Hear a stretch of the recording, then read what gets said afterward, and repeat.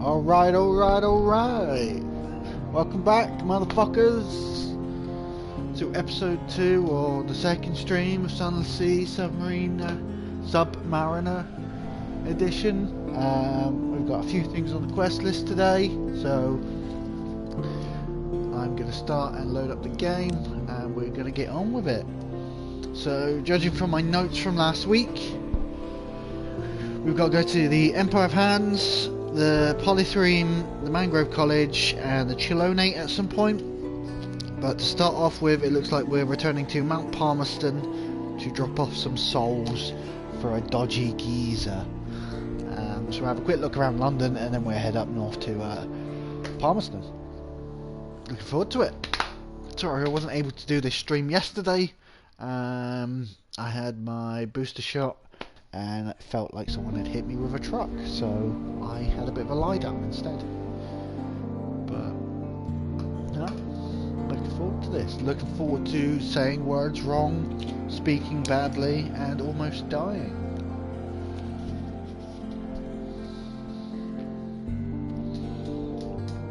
Just gotta wait for this game to load now.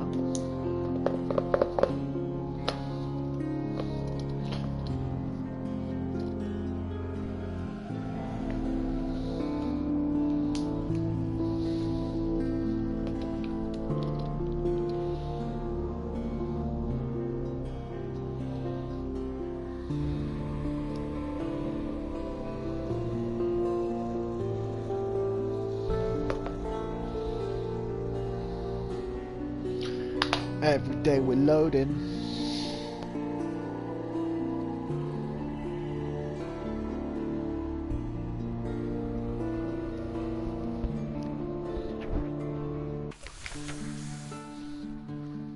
Alright, alright, alright. So this is what our second return to London. I just returned and I basically turned off. So we'll have a poke around, see what's new in London, and then we'll head out to the sea. The lights of London welcome you home. So we're going to collect some messages from the Harbour Master. All the clatter and song of the dockside, it soothes the soul. Are there messages for you? I hope so. So something's changed underneath. Someone wants to sign on. The blind bruiser attends the business on the dock. I have a free evening, and the Rose Market is busy. Ah, yes. So this is the mission I thought I accepted, but it must not have saved when I finished last time. Good evening, Captain. What a marvellous evening it is, if you don't mind my saying so. And given it is my impression you are an obliging sort, I imagine you will not mind at all. And since you are so very obliging, perhaps you wouldn't mind making a little detour via Mount Palmerston with a few articles of cargo. If you happen to be in the area, the cheery man, of course, cover your expenses for this trifling inconvenience. So yeah, we're going to go for that. It's a run of souls to Mount Palmerston, nothing too tricky. We know where it is, it's just at the north of the map. If you would be so kind to deliver this little gift to our friends in Mount Palmerston, then they will see we gets to hear about it. And when you come back, we'll cover your expenses. Bon voyage, as my aunt, who was French by birth, if not by inclination, used to like to say. So again, we've already been to Mount Palmerston. That's up in the top of the map. Fairly easy to get to. We are going to go to the Admiral and cash in our port reports. So we have got a port report for Palmerston. That gives us some money, some fuel. Avid Horizon, some money, some fuel. We've got Frost found. We get some more money, some more fuel, another favour. Codex, another bit of money, more fuel.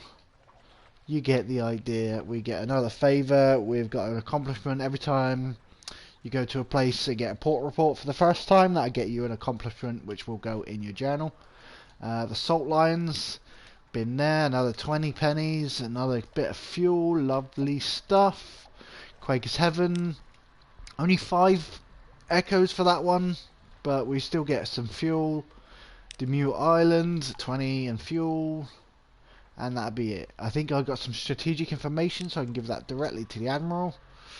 There we go. The Admiral sits up, and although he steeples his fingers and pretends calm, it's hard to read with those glasses, but he reads the summary intently. Satisfactory, he says at last. Eminently satisfactory, actually. Good work. Take this for your trouble. The clerk will see you paid. Got 150 echoes for that one. And whilst we're here with the Admiral, I will see if there's anything in particular that he needs. So he wants me to go to the Port of Cecil. Port Cecil in the Principles of Coral, somewhere in the northeast of London. I think I went around the edges of Principles of Coral at some point, so I should be able to grab that on this journey out. Lovely stuff. We are going to use the Admiral's assistance.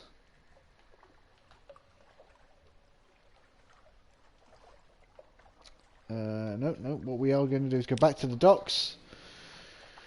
We are going to put our ship in dry dock, so just scroll down, here we go. And we're going to use some of those Admiralty favours for a repair. So that will cost 24 echoes, but that will take our hold back up to 75. Lovely stuff. And we will actually get another crew member. So we will go to London and we will hire on more crew. Sensible sailors are looking for a safe run to the tomb colonies, or at least a sane run to the southern archipelago. You'll need to buy drinks, spread around hiring fees, look for daredevils.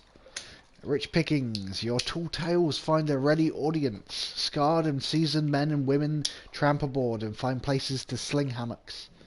So I lost 30 echoes, I've lost a bit of terror, and I've gained 3 crew, so we're up to 10 crew. Now ideally you want to have a little bit less than a full crew, because more supplies that get used.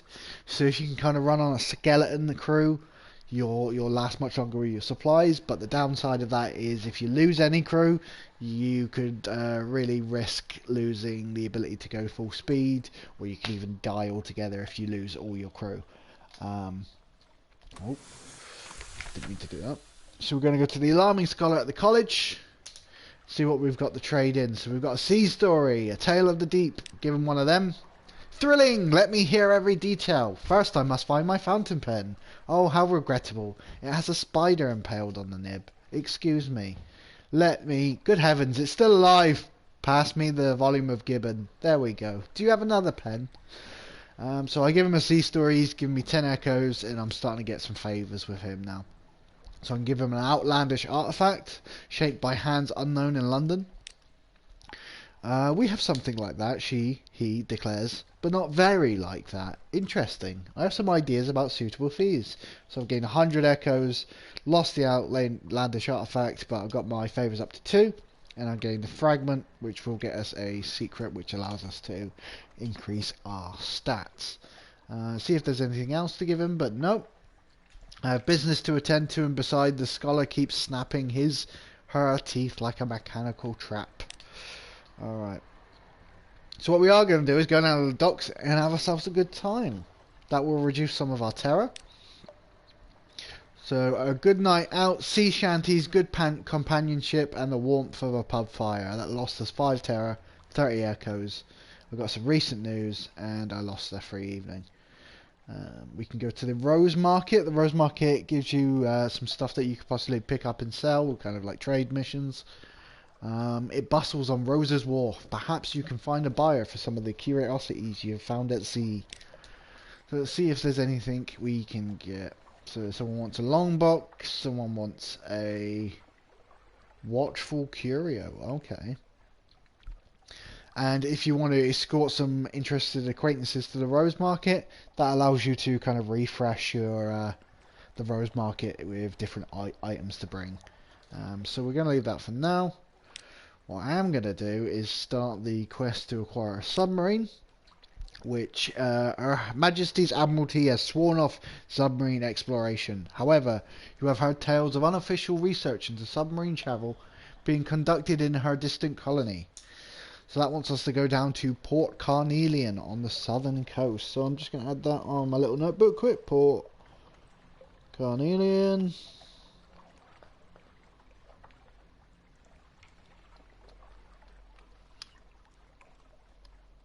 And that's to start the quest for a submarine, because you can actually turn your little ship into a submarine as well. So we'll have a quick check in London. Don't think there's anything else we can do. Oh, there's a new recruit, and it is the Sigil Region Navigator. Let me guide your ship. I know all the sea, how it was, how it will be. Please, the headaches only stop when I'm working. He's a first officer who increases mirrors and veils, so I can afford to get him with 50. I'm going to go for it. Welcome aboard! Thank you. Oh my god, the air, it's clear already. Let me chart a course for you. Ah, my head. So, again, we can go to our officers quickly. And we can now equip our chief engineer. And our first officer. And we've also got an eyeless skull as a mascot. Thick plates of bone have developed over the orbits, as if to hide or protect them. They are smooth and cold to the touch. Irigo light glimmers in the line of the jaw. That gives us +4 veils but -2 mirrors. So I'm going to leave it for now. Even though I'm pretty sure that was an Eric Andre bit, having no eyes. We've got the mascot at the moment, just gives us +1 heart, so we're stable with that for now. We'll check the lodgings quick, but there's not much I can do until I can afford a house, which is 1,000 echoes. We're up to 364, so a couple of decent runs, we should have enough to get a house. That is the goal for tonight. I want to get a house, I want to get some property in London. Like a true millennial, I've set myself a somewhat unrealistic goal. We have the Merchant Venture. I have need of a reliable agent. Failing that, an inventive one. Here are my requirements. He has very specific needs, but he'll pay much better than market rates. And he won't ask you how you come by these things. So he wants something warming. So 7 Zoop.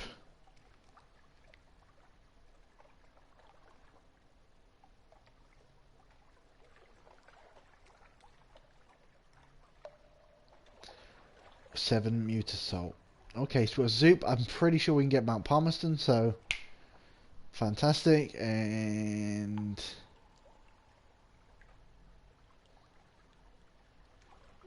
something spicy at Wither. So I reckon we'll go for the Zoop at Mount Palmerston. So again, just make a little note.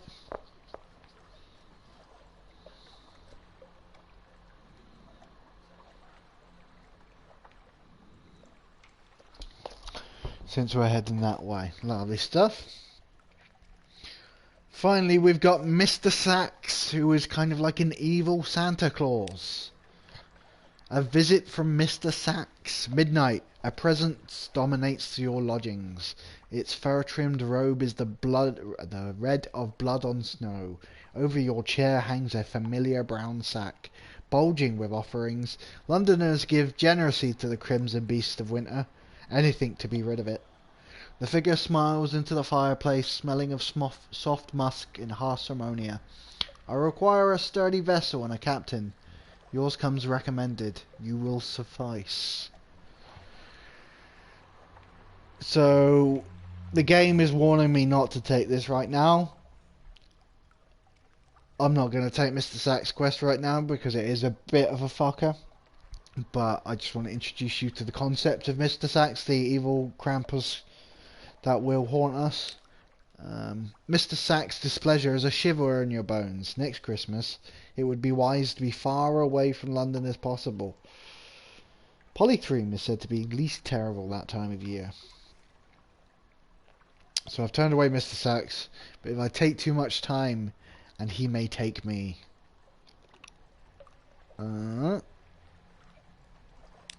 Back to the city. Gonna have a quick look at what we've got in our hold. So we've got 10 fuel. We have got 9 supplies. We have got a empty mirror catch box. So I forgot I had that. We've got the unstamped creative brilliant souls from to go to Mount Palmerston. A creative and exceptional human souls that has never known the tender touch of the Imperial Customs stamp. Consequently, it cannot be sold on the open market, and you better not be caught with it. So I'm smuggling souls. Always good. Always good. And then for curiosities, we've got the Invictus token, some recent news, some fragments. I've got 7 secrets. The colours of the Neath bow, which I'm still not even close to. I've got a Tale of Terror, a restaurant recommendation, a Hunter's Eye, and a Beginner's Luck memoir. So I'll get something lucky occasionally once in the game. So what we're going to do is we're going to go to Mrs. Plenty and we're going to stock up on some fuel and some... Oh, didn't mean to do that. I'll take a Foxfire candle, but I don't need it. 15 supplies, 15 fuel. So what I'm going to do is go 20 fuel and 17 supplies, because we're going to go on a long ass journey. That has cleared us out money wise, so let's see how much money we can make on this trip. Let's go, go, go, ladies and gentlemen. We're going to go up to Mount Palmerston, which is all right in the top corner. So we'll take a nice diagonal route past these salt lions.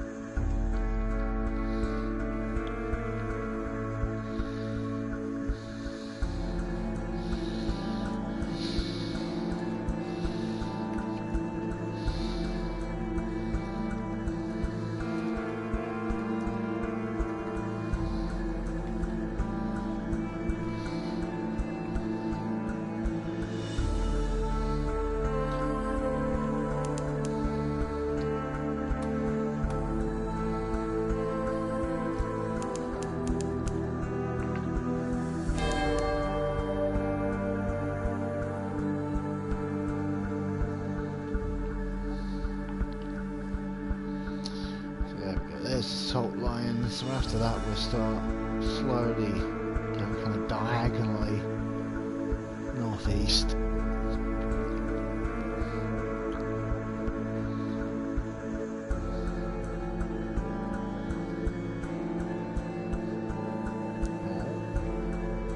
Enemy boat. In for a penny, in for a pound. Fuck it, he's only a level 90. 90 life. Come on.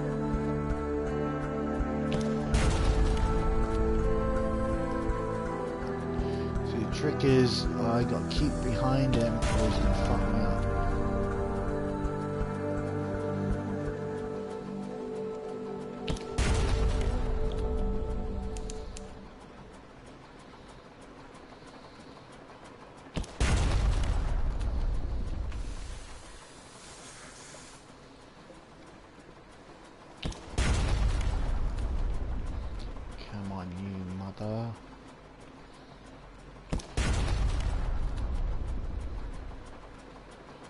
One more should do it. There we go. Luton Scuttler. She's a vile old vessel and these seas aren't safe. Take what you can and move on. So again, 2 supplies and 2 fuel, so that takes us up to max, I think. And we got a stout crate. Crates, the source of sustenance, the fundamental element of cargo. Alright, so we've got a bit too much now, so I might throw the candles. There we go. So that's taking us up to 20 fuel and 18 food. Lovely stuff. Lovely stuff.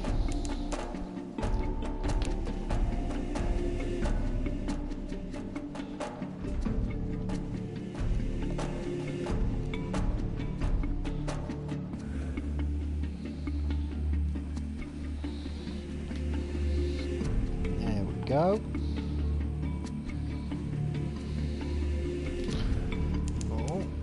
might be crab cake.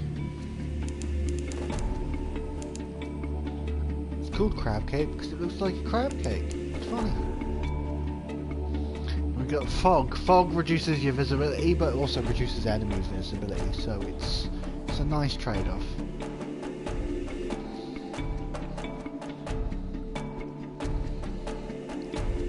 What we got here? Pigmo Isle, it looks like. Okay.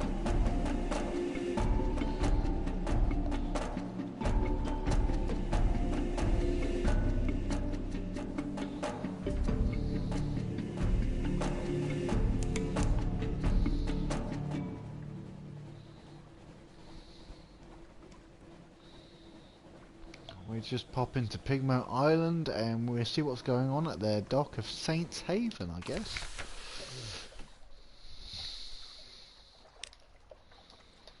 Alright, so we're going to get rid of that tutorial now.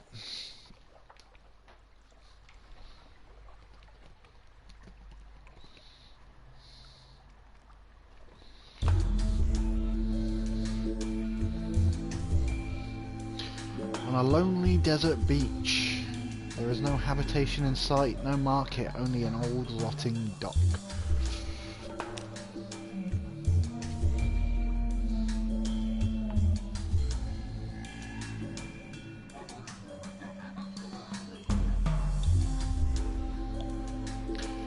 A stretch of sand thickens into damp black earth from which sprouts stunted palms? Not quite. Tall fungal growths with frond-like caps, as if someone had sculpted the idea of a tree from a mushroom. Disembark and see what awaits you. What? As you step onto the quay, you hear clamour, shouts and shooting. You can see off in the distance, smoke rising from behind the hill, and dots of fire flecking the horizon. Two tiny figures stand a little further down the quay, unmoving as if waiting your approach. A literary interlude.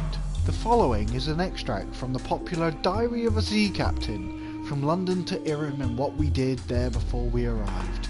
Washed ashore on Mutton Island and subsequently serialised in the unexpurgated Gazette. The author's identity remains unknown.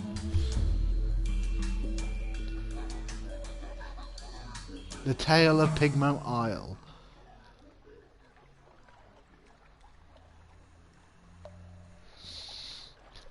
In which a delegation is made, a choice is presented, war is declared, a most singular treasure is sought by all, and a new empire is founded with tooth and claw.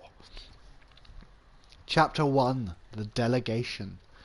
The figures were rodents. To the left was a Rattus Fabia, wearing goggles, a blacksmith's apron, and an assortment of tools. To my right, an unusually large guinea pig, wearing a helmet and breastplate reminiscent of nothing so much as the high Middle Ages. The rat stepped forward first and bowed. "Welcome, Captain, to Rat Star Island. I am Edgar, second chief engineer of the 3rd Rat Brigade. I invite you to avail yourself of food and fuel at our expense. The only cost to you is a choice." The rat stepped back at precisely the same moment, with what appeared to be the ease of long habit. The guinea pig scuttled forward and made a declamatory chirp. "Welcome, Captain, to the Isle of Cavia. I am Lady Augusta Devereux Swinch of the Blackwater Swinches, sensual to our great King Gracenor, first of his name. I invite you to avail yourself of food and fuel at our expense. The only cost to you is a choice." The two stood at attention, looking at me expectantly. The two remarkable rodents sat squatted, both seeking my support. I knew I had to choose carefully. So we can talk to the rat, the chief engineer. His eyes had a wave-cold glint to them, and he wore his scars like jewels.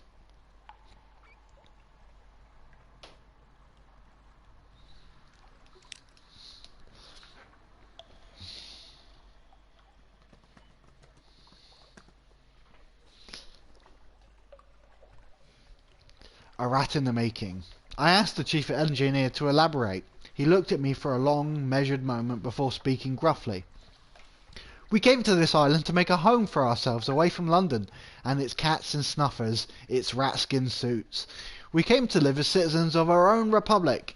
We came with our tools, our teeth, our clever hands, and we made a beautiful city by the light of the rat star that shone bright and blue on Mount Ararat. The chief engineer nodded towards the distant hill. One day we braved the depths of the chicken woods, and from the top of Mount Ararat we plucked the rat star to be our light, our beacon. But the pigs of Kavi saw the light, and they lusted for it, and they sent armies to rule us and steal our star.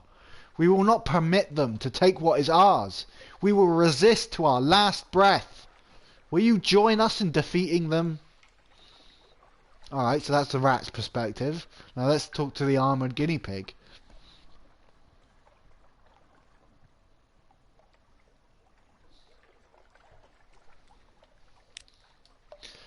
A night out of habit. The seneschal cleared her throat with a delicacy to rival the Duchess' own before speaking.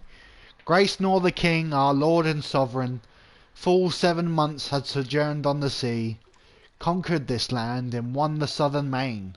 Now no fortress against him shall remain, no city walls be left for him to gain, save the rats that squeak behind mountain. Unlikely was our lamb of our deliverance. Assured shall be our glories and their fall, when our Lady's eye restored be to our hall.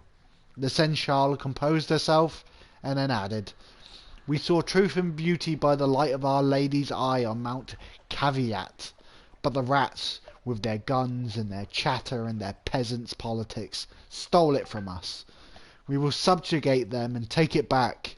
They are a rabble, and we will rule them with the steel-shod velvet of our paws. Will you join us? So we've got a basic kind of rat, guinea pig, workers versus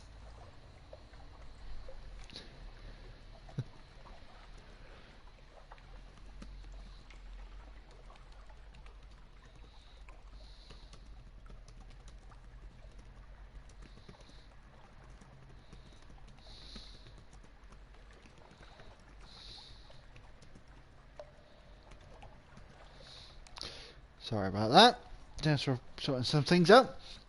So you've got the rats who are the kind of working class, and then you've got the seneschals, which are kind of like old monarchies. It's essentially 1917 Russia, but with fantastical animals. I'm going to pick the rats, because fuck the guinea pigs, and fuck their queen. I sided with the chief engineer. He seemed grumpy but honest. Also, I knew all too well what rat-made weapons can do. And if anyone knows from my other streams on like Battlefield and whatnot, I am a rat boy. So I will happily take the rat life.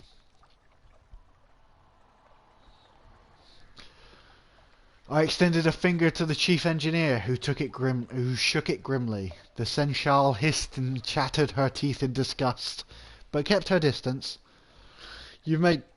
Oops, excuse me, big burps. You've made the right choice, said the chief engineer. Let me show you around. So we gained some fuel again, and some supplies again, and the rats are now our friends.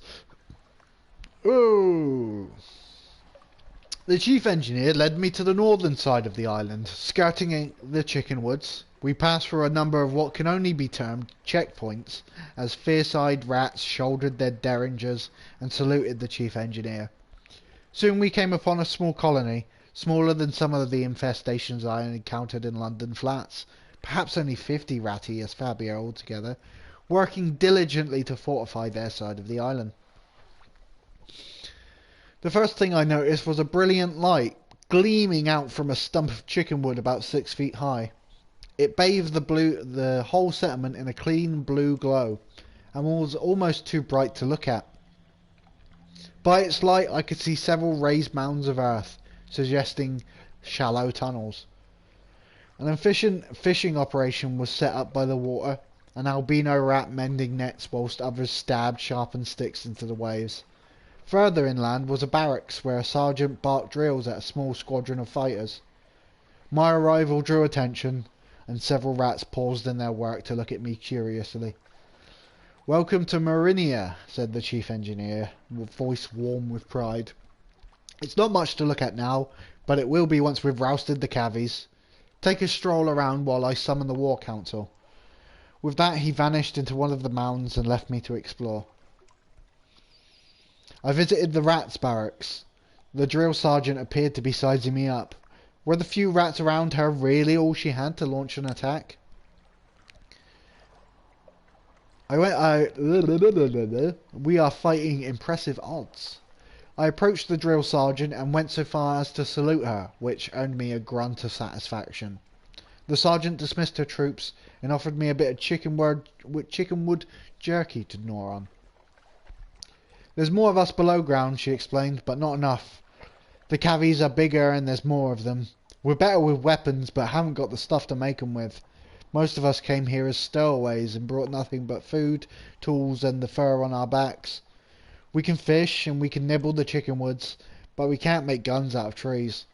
The cavies come with their own steamer and seem to have endless supplies. We raid them sometimes, but there's so few of us, and we can never hold on to territory gained for long. But that's of no consequence.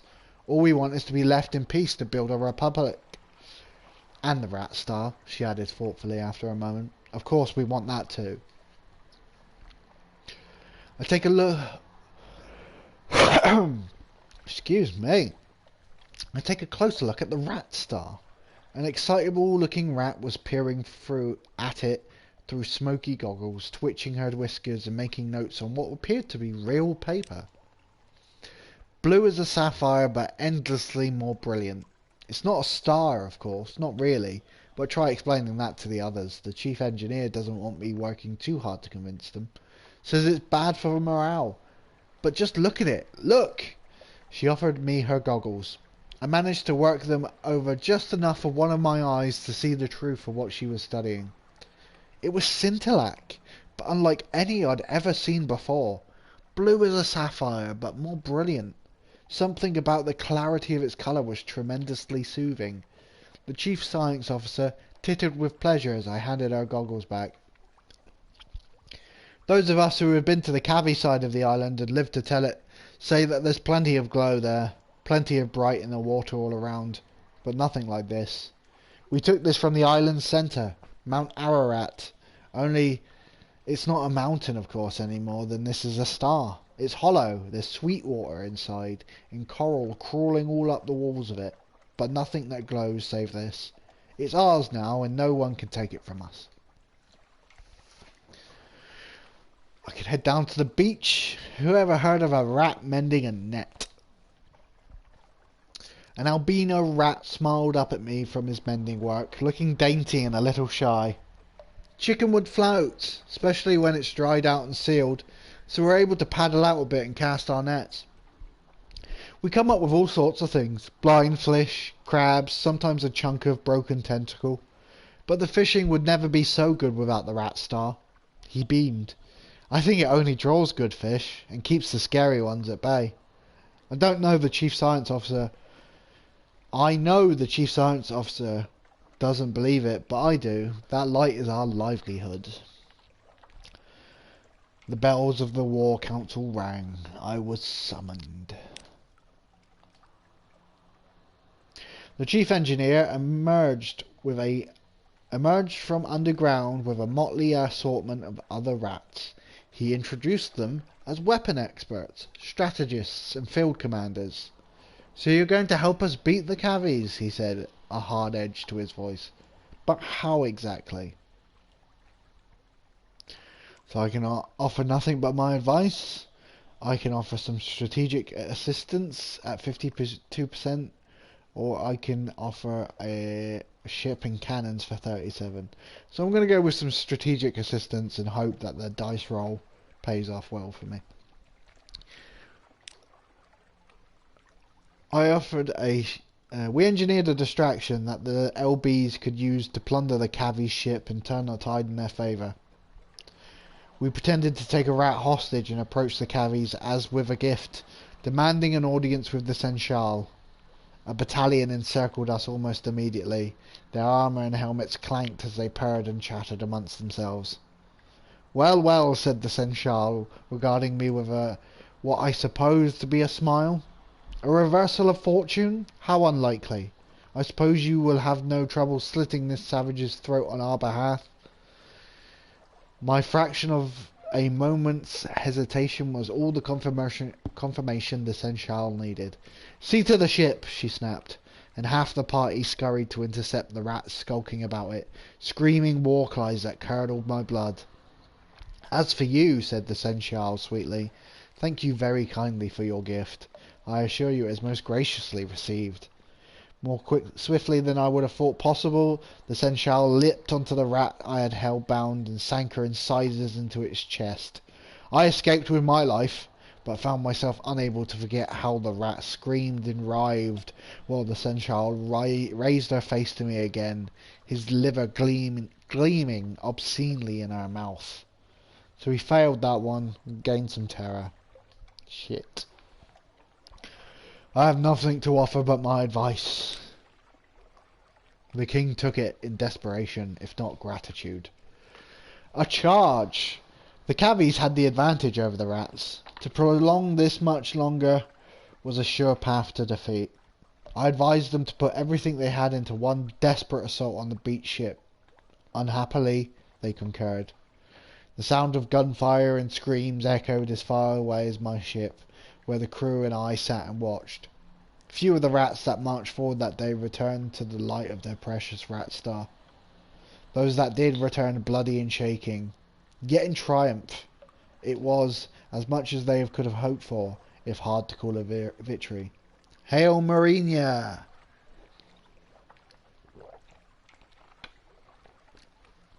My Pignote Isle might is now 2. My Pignote Isle spirit is now 3. My Pignote Isle civilization is now 2. The House of Cavi had fallen. Marinia was triumphant. All that remained was the celebrations and the continuation of our voyage. Oh, how we feasted long into the night. Then the dark, wide sea beckons.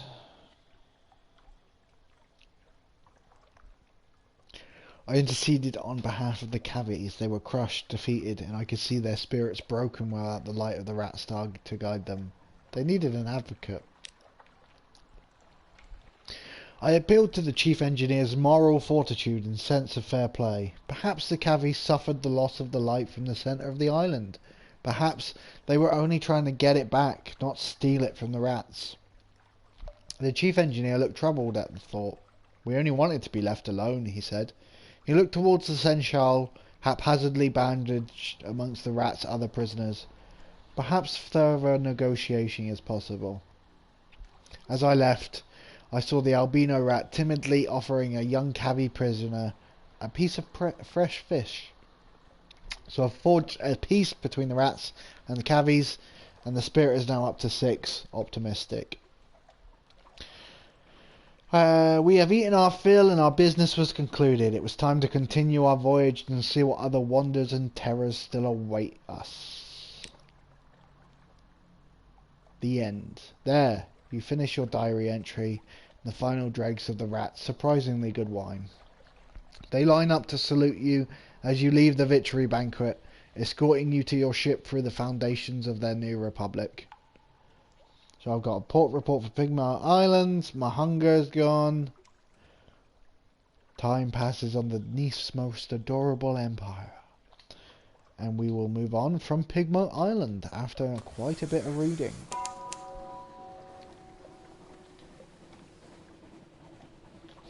Remember, we are heading up to Mount Palmerston, so we will start heading in a northwest direction. The Shepherd Isles are some way to the southwest. Okay.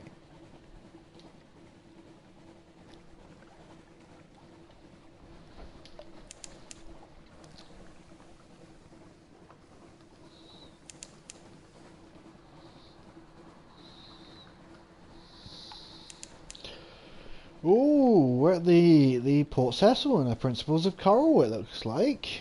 That's useful.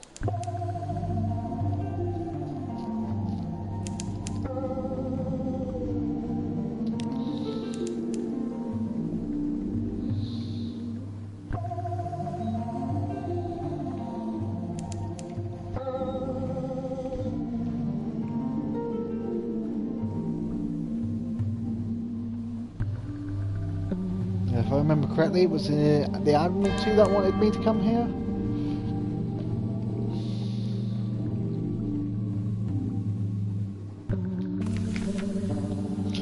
Port Cecil, a sourceless silver glow, a haven for players of games.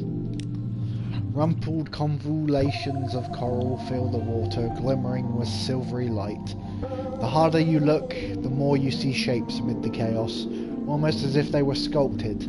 This one could be a crenellated castle, that one a horse's head. The neat little port huddles into the side of a coral island, prosaic imperial docks, in houses tucked away in a baroque, organic chaos.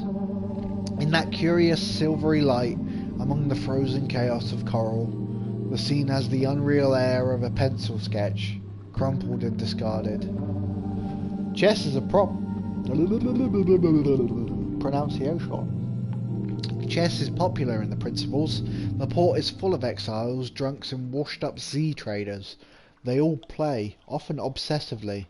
Be careful, the chess pieces are carved from scintillac. Here in the Principles, that can be very dangerous. And it's a straightforward challenge, so we've got a 100% chance of success. We're going to play some chess. A disciplined success. Odd thoughts bubble up each time you touch a chess piece. This one longs for home. That one has a secret desire for revenge against the slayer of its rankmate. This will be a queen one day. Those would do better as metal. You taste the metal.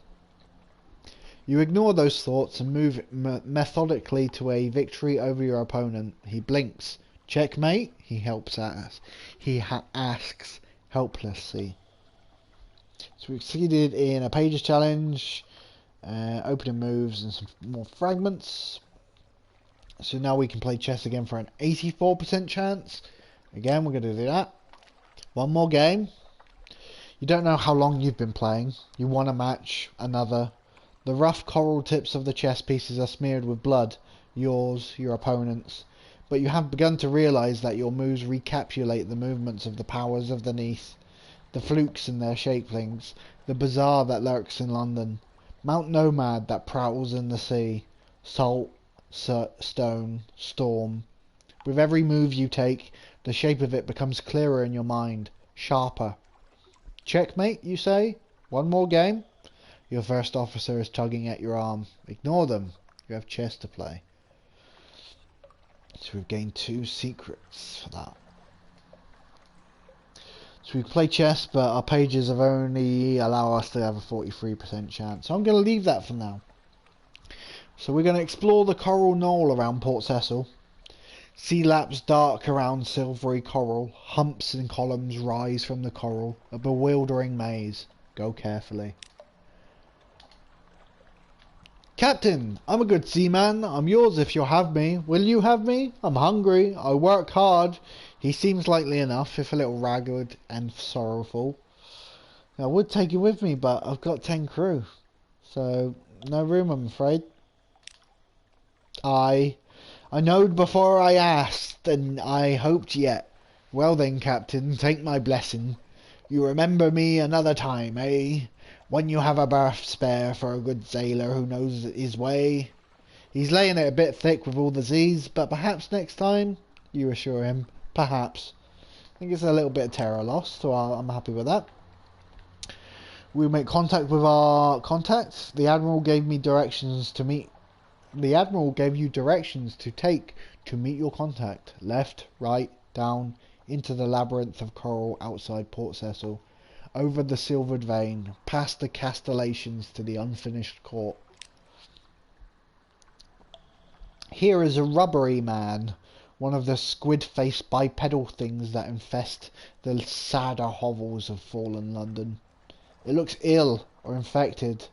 The pearly glow of its coral throbs from a seam along its shoulder. Its arm pulses in its face fronds. On the roof, it pipes cheerfully. It hands you a page of notes smeared with tangerine goo. Can rubbery men write? The hand is elegant and disciplined. Times and dates precisely recorded. So that's our strategic information for the dark bespeckled admiral. Lovely stuff. So we can do a port report. What happens here? Chess, dreams, silver light. The older inhabitants of Port Cecil carry coral incrustations like a disease, splotched with silvery light. They like to go up into the limestone heights behind the harbour, to lay their heads against the pillars and towers, stare at the roof of the Neath, dream open-eyed. Sometimes they speak of things far away, the Khanate work, the smuggler wars, the Fathom King's secrets. Perhaps it's not all invented. And that gets us a port report for Port Cecil. Lovely jubbly. Nothing else we can do here. I don't think they've got a shop. Oh, they do have a shop, but we're doing pretty well on supplies and fuel. So we're going to head on up to Mount Palmerston. Should be pretty much straight north after Port Cecil. So as you can see, the world of Fauna London is full of weird stuff. Lots of weird stuff. And we're going to slowly go through it. With me hopefully getting a bit better at pronouncing all of these very gothic-y words. Oh, that is a shark. I do not want to fuck with the shark, so I'm going to run away. Because I think he's seen me.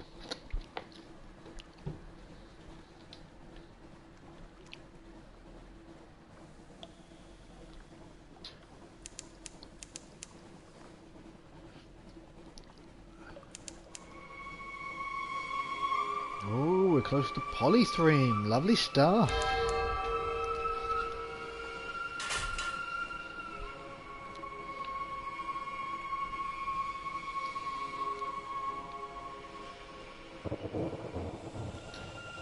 A sea of lilies as well. Okay.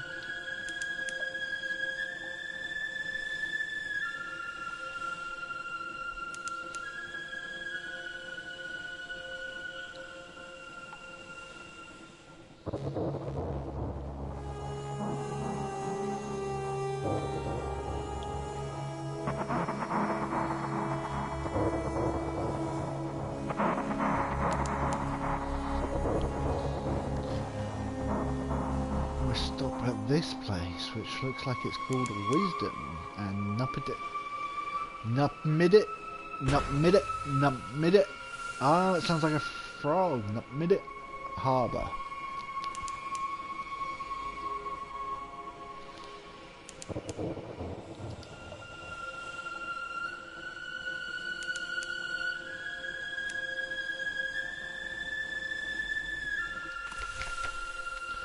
Wisdom, the prison walls are mercilessly steep. Nupmidit built this place as a prison for the Khanate.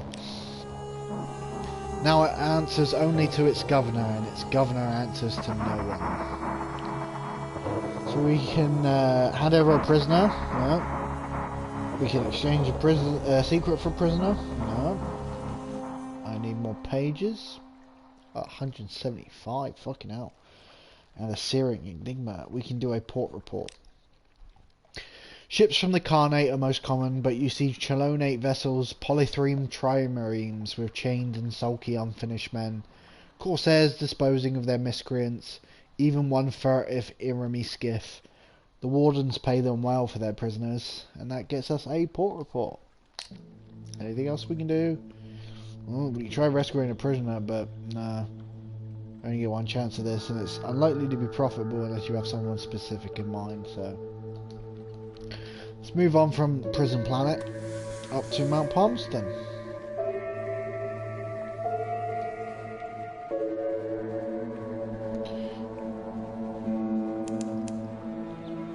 Where we will top up on fuel, but we should be okay for supplies for now.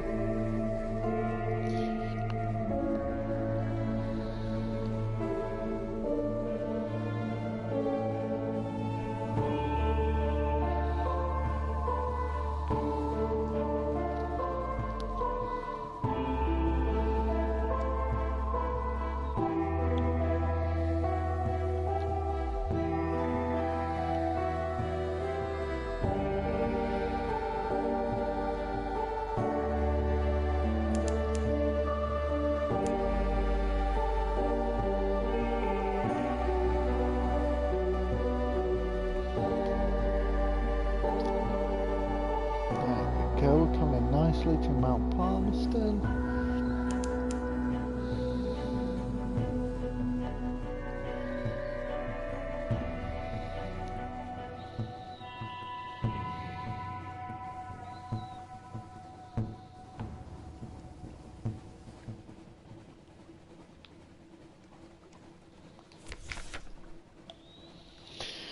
Crawling stars. The lookout shouts. Far above, the false stars in the cavern roof are shifting.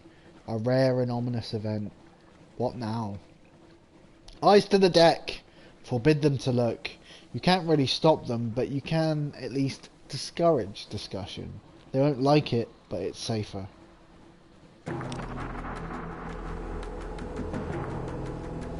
Grumbles and mutters. First officer, take that man's name.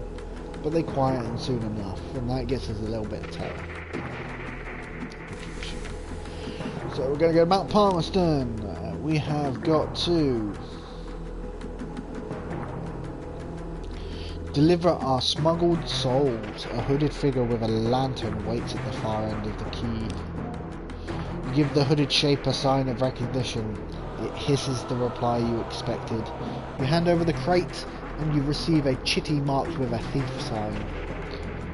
So that's got rid of those souls, and lovely stuff. Do a quick port report if possible. Yep. A shrug and a curse. They don't do us any harm. They stay up there, and we stay down here.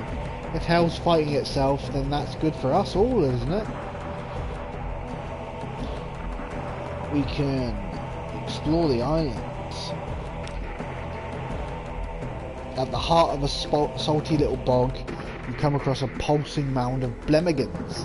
They are a rich dark purple, like viscera perhaps, or blackberries. They chitter as they swarm. The sound is like pebbles on a beach. Be careful. A single blemigan is a nuisance. 100 is a calamity. So we can assault it for a 30% chance, or we can observe it for a 68% chance. We're going to observe. They do resemble the fruiting bodies of fungus. The mound itself looks fungal. Are they the same organism? And they communicate and cooperate. You watch as they drag a marsh rat up the side of the mound, bickering over the disposition of its flesh. And you watch as a half-dozen stand on the top of the mound, listening respectfully to the chittering of a seventh.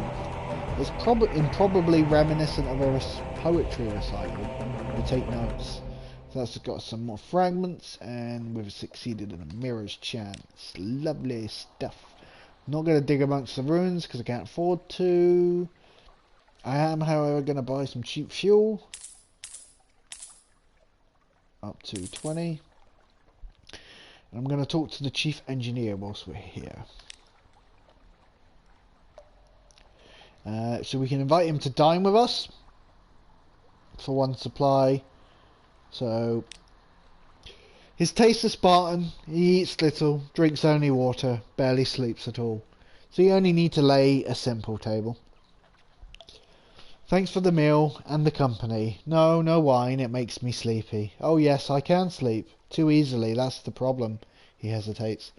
There's a draught I take nightly, to substitute for sleep. It works well enough and keeps me sane and upright, but I wish I could enjoy just one night's sleep. If you could help me. We need a clayman from Polythrene. We need a mirror catch box. And we need to go to Hunter's Keep. I'll explain when we get there. No, I'm serious. I would owe you a great deal. So he wants a mirror catch box and a clayman from Polythrene. So we already have a mirror catch box. That's fantastic.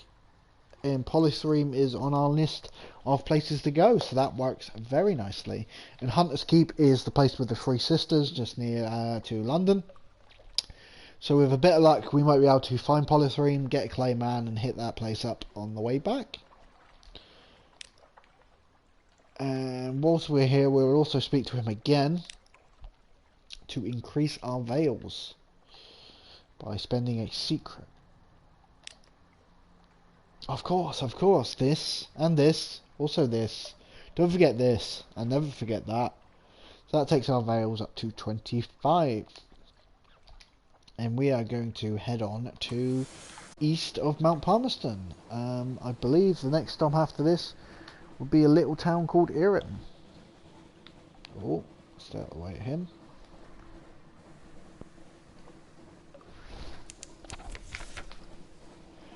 The crawling stars. The lookout shouts. No, I'm not looking, mate. I am not looking. Eyes to the deck.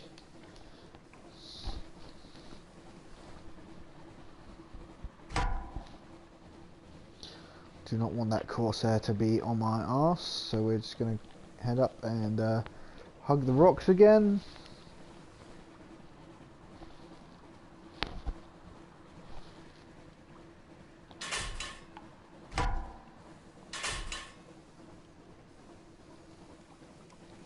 Again, just going to thread the needle through this one.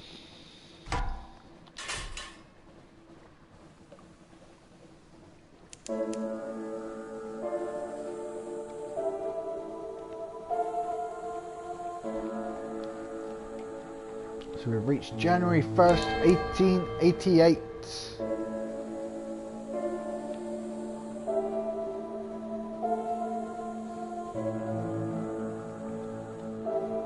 Is that an abyss?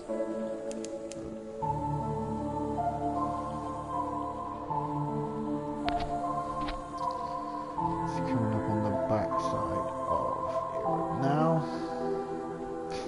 Fnar. Oh shit. You know what I forgot to get from Mount Palmerston? Soup. So we'll have to swing back round and grab some. God damn it.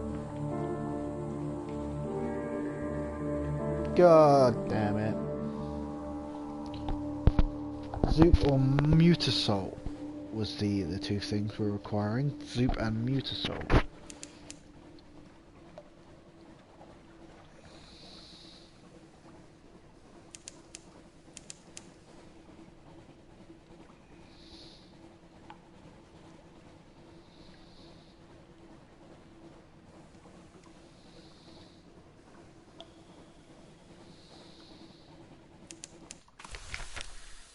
Irem, the pillared city, she will rise from the sea and the ice like dawn. She will be garlanded with red and decked with gold. The seven serpent will watch you longingly from its high pedestal. You will always arrive as a stranger, but when you leave, some part of you will always remain. So basically all I can do at the moment is compile a port report. If I bring some coffee beans back here, then we can do more, but for now I will record what I will see.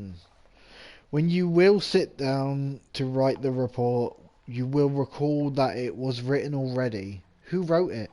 The report records that. It was already written when it was found. Who found it? The report describes another report, which will indicate the name of the finder.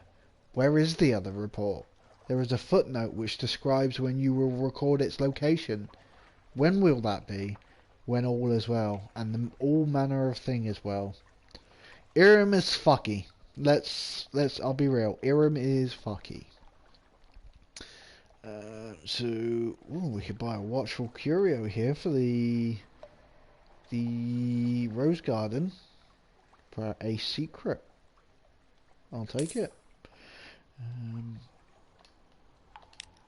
Anything else? No? Okay, so we're going to head back to Port Palmerston, grab... I hope I've got enough room for 7 soup. Yes, just.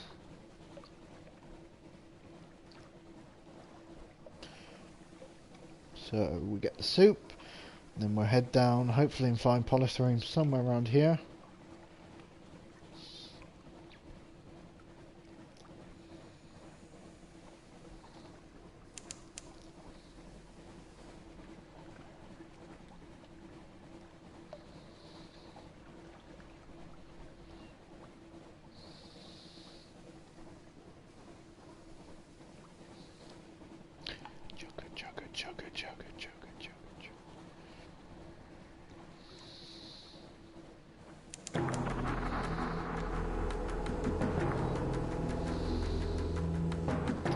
They're saying that I don't have enough money for soup. God damn.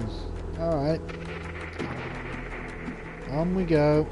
Let's see if we can find the Chelonite and the Empire of Hounds, I guess. Because I am still skint as a motherfucker.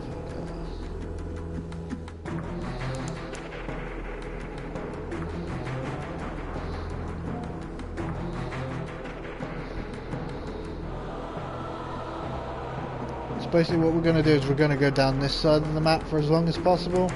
And then we will cut back in and head towards London when I feel like our supplies are getting too risky for a biscuit.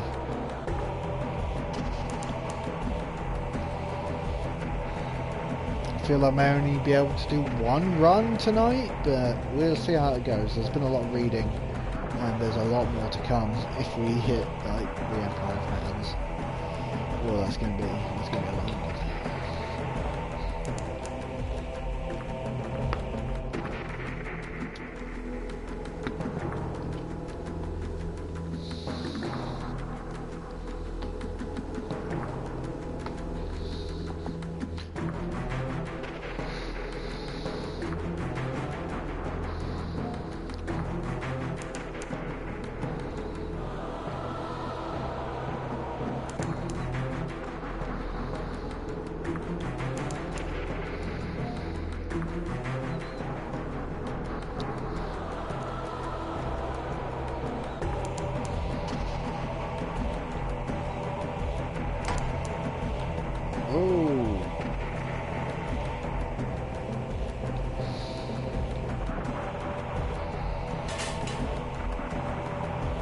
He's seen me. Yep, he's seen me. Oh dear. Beer mustache. It's a big sea monster that will fuck me up. So I'm hoping he doesn't come after me. This looks like a dead island here. Yep, he's seen me.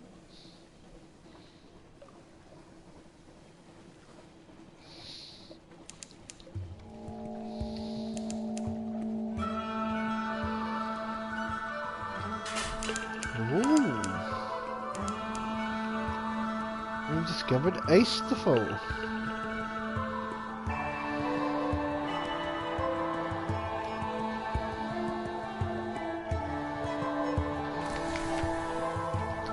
Sun! A great beam of sunlight bathes the island. Squint into the dazzle. Far above there's a hole in the roof. In that light you see beaches of white gold sand, trees heavy with bright fruit, the reds and blues and greens of the surface. It looks like there was some sort of installation here in what looks like a handsome country house. Who was here and what happened to them? A garden overrun with berry bushes, a wooden trestle table set for a meal, chairs strewn with bones, a half-dozen skeletons. A red-breasted bird perches on the grinning cranium. It cocks an eye at you and bursts into a song, a liquid, thrilling sound. It seems unperturbed as you approach to poke the bones. No signs of violence, no fire, no bullets, no bites. These people died peacefully, sitting down to breakfast, as the surface sunlight spilled over them. Sunlight can kill at any time. The longer you remain here, the more danger you're in. So why did they stay? Perhaps they stayed because Ash Isthmus is as beautiful as anywhere in the Neath, and 10 times as generous. It's a fine place for a colony. You could found your own pocket kingdom, if you could do something about the sun. But what? What has power over sunlight? What makes the impossible possible? So we can found a colony here, as you can see. But we've got to bring something to protect us against the sun.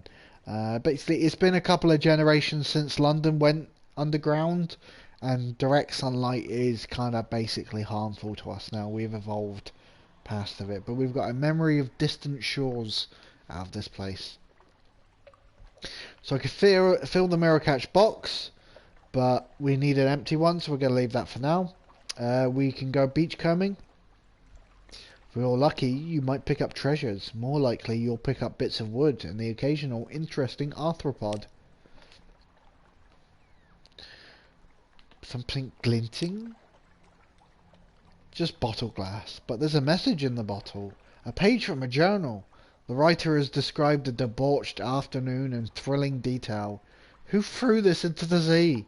Was it some botched attempt at blackmail, or a love affair gone sour? That's got some more fragments, and we can compile a port report.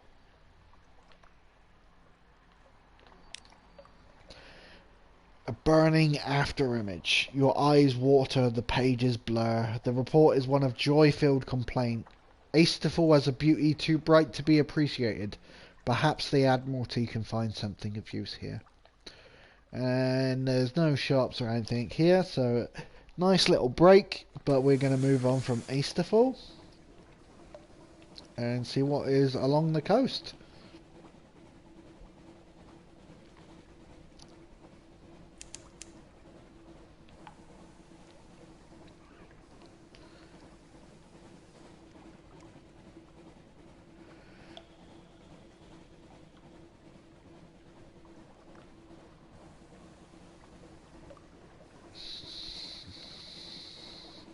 I'm hoping for Chelone, because then we can get rid of the doctor, and normally get pay for that. We get some script.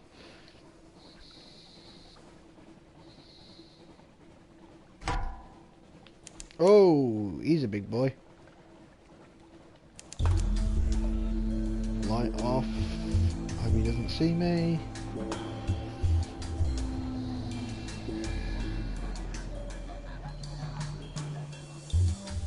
He's seen me. Just hope he's out of range. It's the Empire of Hands. It looks like fantastic. That's what we were kind of hoping. Oh, you cheeky little bastard. Shoot me right whilst I'm running away.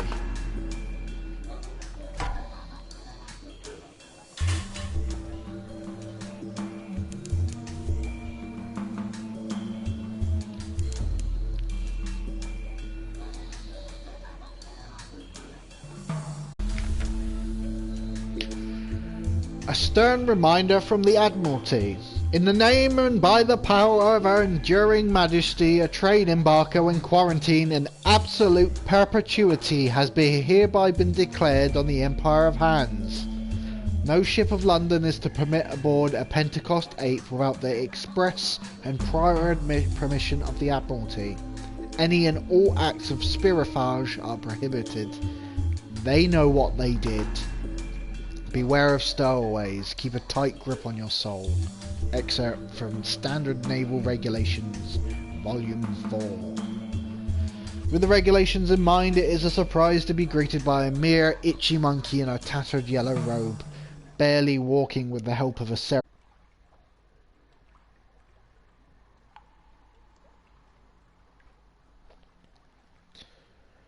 "Hello," cries the mayor, in the broken voice of one not yet used to human speech. "Come, make selves at home. All souls welcome in bountiful Empire of Hands." The crew shifts uncomfortably. They know the stories. It will take more than the natural beauty of this place to make most of them risk shore leave here.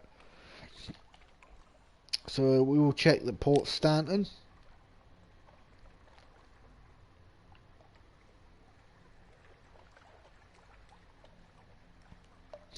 This is a weak call for help, which I can't do because I'm not a submariner. Shore leave. The parasynthetic jungle holds many dangers. Step carefully, there is no authority behind the fence. Buried treasure. Being buried. Deep in the forest, an important-looking ape in yellow robes oversees two lesser monkeys as they dig a hole in the ground.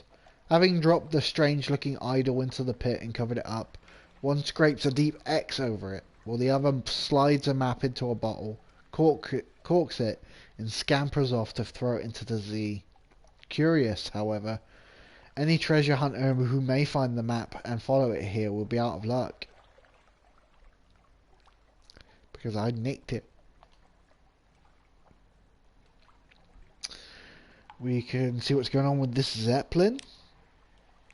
Two monkey guards wielding rifles and rusty bayonets block the bridge. This is not for your eyes, outsider. Avert them. Walk away. Walk faster. Good human. And we can have an audience with the flea-ridden mayor. He's not busy. No appointments are required.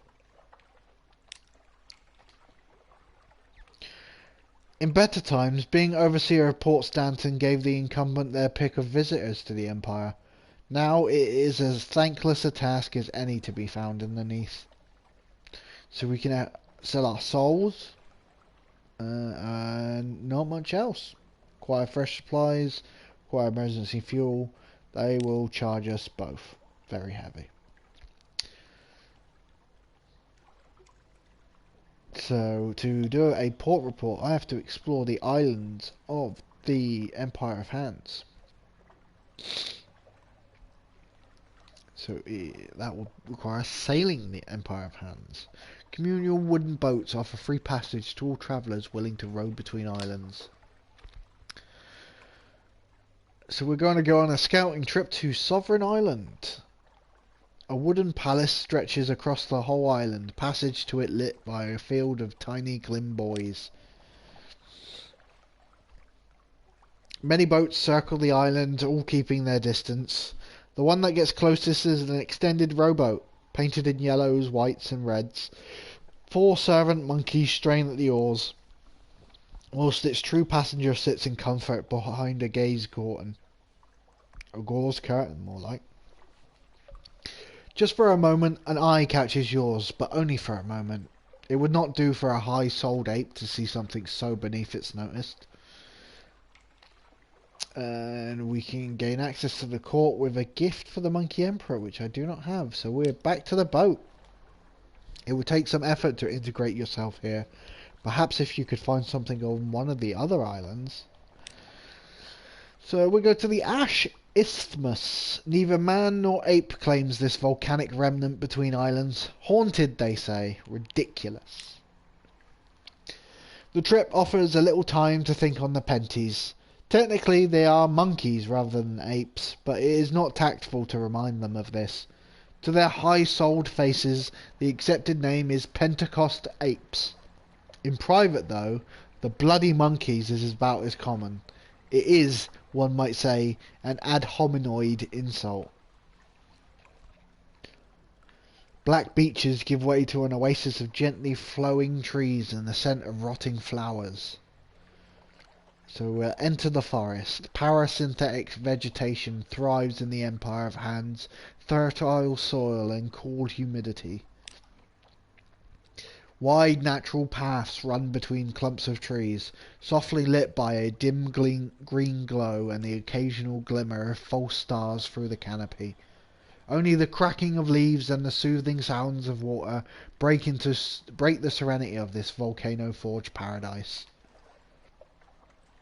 I'm going to relax in a hot spring. Steam and hint of sulphur gently rise from a secluded natural pool flanked by trees and mushrooms. You slip out of your itchy clothes and into the welcoming caress of hot, deep water. The salts and sweats of sailing life melt away as you simply float, bare and free. Above, false stars glimmer bright enough to be worth wishing on. All around, the glow of the trees casts ambient calm on the silent peace.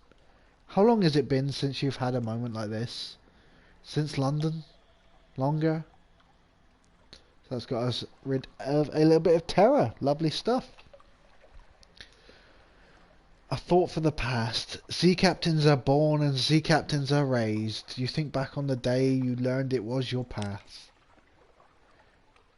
Do you even remember how long you've been at sea?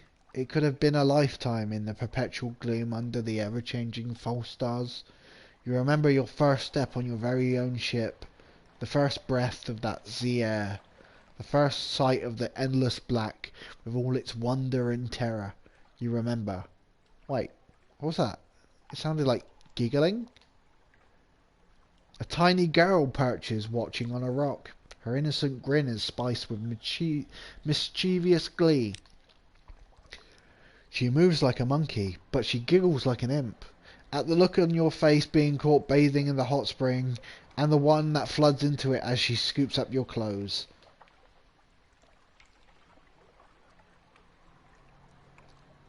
Shipwrecked as a baby, raised by the empire of hands, she now plays between the worlds of ape and men, neither quite one or entirely of the other. Demand that she put those down at once. At once, you shout, or there will be trouble. The anger only makes it funnier. The monkey foundling sticks out her tongue, grins, and scampers off into the forest on all fours, your stolen possessions in a leather bag slung over her back. Her giggling echoes from deep in the forest as you splash after her in your goosebumps. Chase the monkey foundling. Damn it, you cannot return to the crew like this. The branches scrape against your skin, the damp mud squidges between your toes. There is no sign of the monkey foundling, but her tracks are easily followed. A forest clearing. The footprints lead here. She has not even attempted to hide them. It's as if she wants you to follow. Ouch! Your hand slaps to your stinging buttock. The little stone lands in the dirt as a familiar giggle comes from above.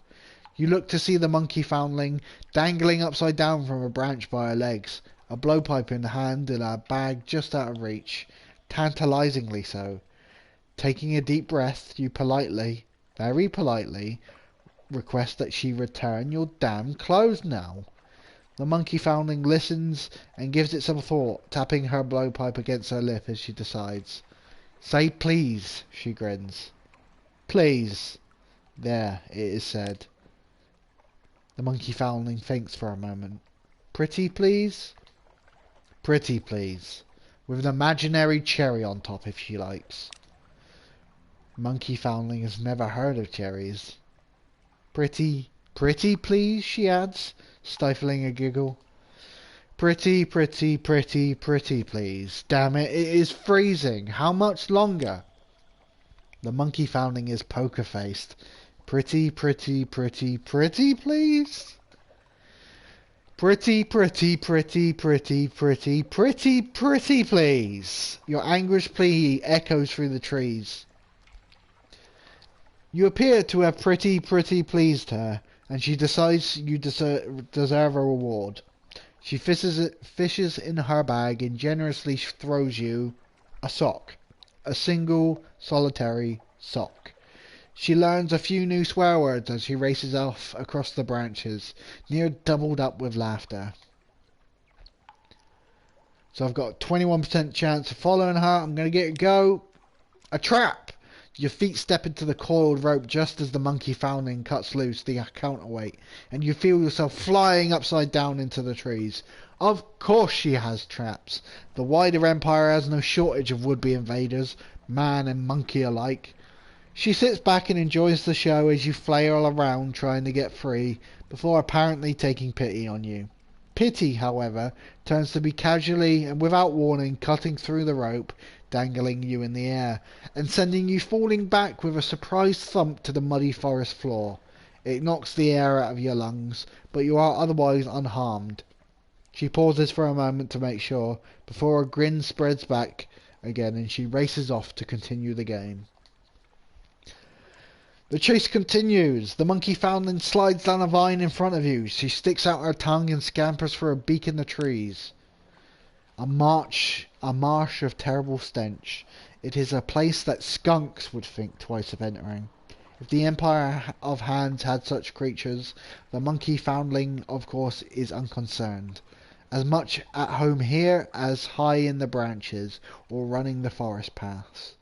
She almost dances, effortlessly, across a thin fallen tree that crosses the mire, surrounded by the foulest, bubbling mud that has ever invaded your nostrils. She balances in the middle, daring you to try to follow. She wants to play? You'll play. Although the crossing is treacherous, particularly when one's hands are torn between modesty and balance, I've got a 21% chance of doing it. Sod it, why not? You slowly cross the marsh. It is slow going. Your muddy feet slide against the thin trunk as it buckles and strains under your weight. Inch by inch, step by step, You slowly make your way across. Until bored, the monkey foundling suddenly jumps up and down, hard. The tree rolls under your feet, your balance falls. You slip, tumble, are embraced by a marsh whose smell will never leave you. You fight to the surface, streaming brown and dripping green, violently coughing up a gagging throatful of the foul slime. The monkey foundling sits cross-legged in the safety of the trees, holding her nose as she points and laughs. The monkey foundling dances. She pirouettes on a tree stump, saluting as you approach.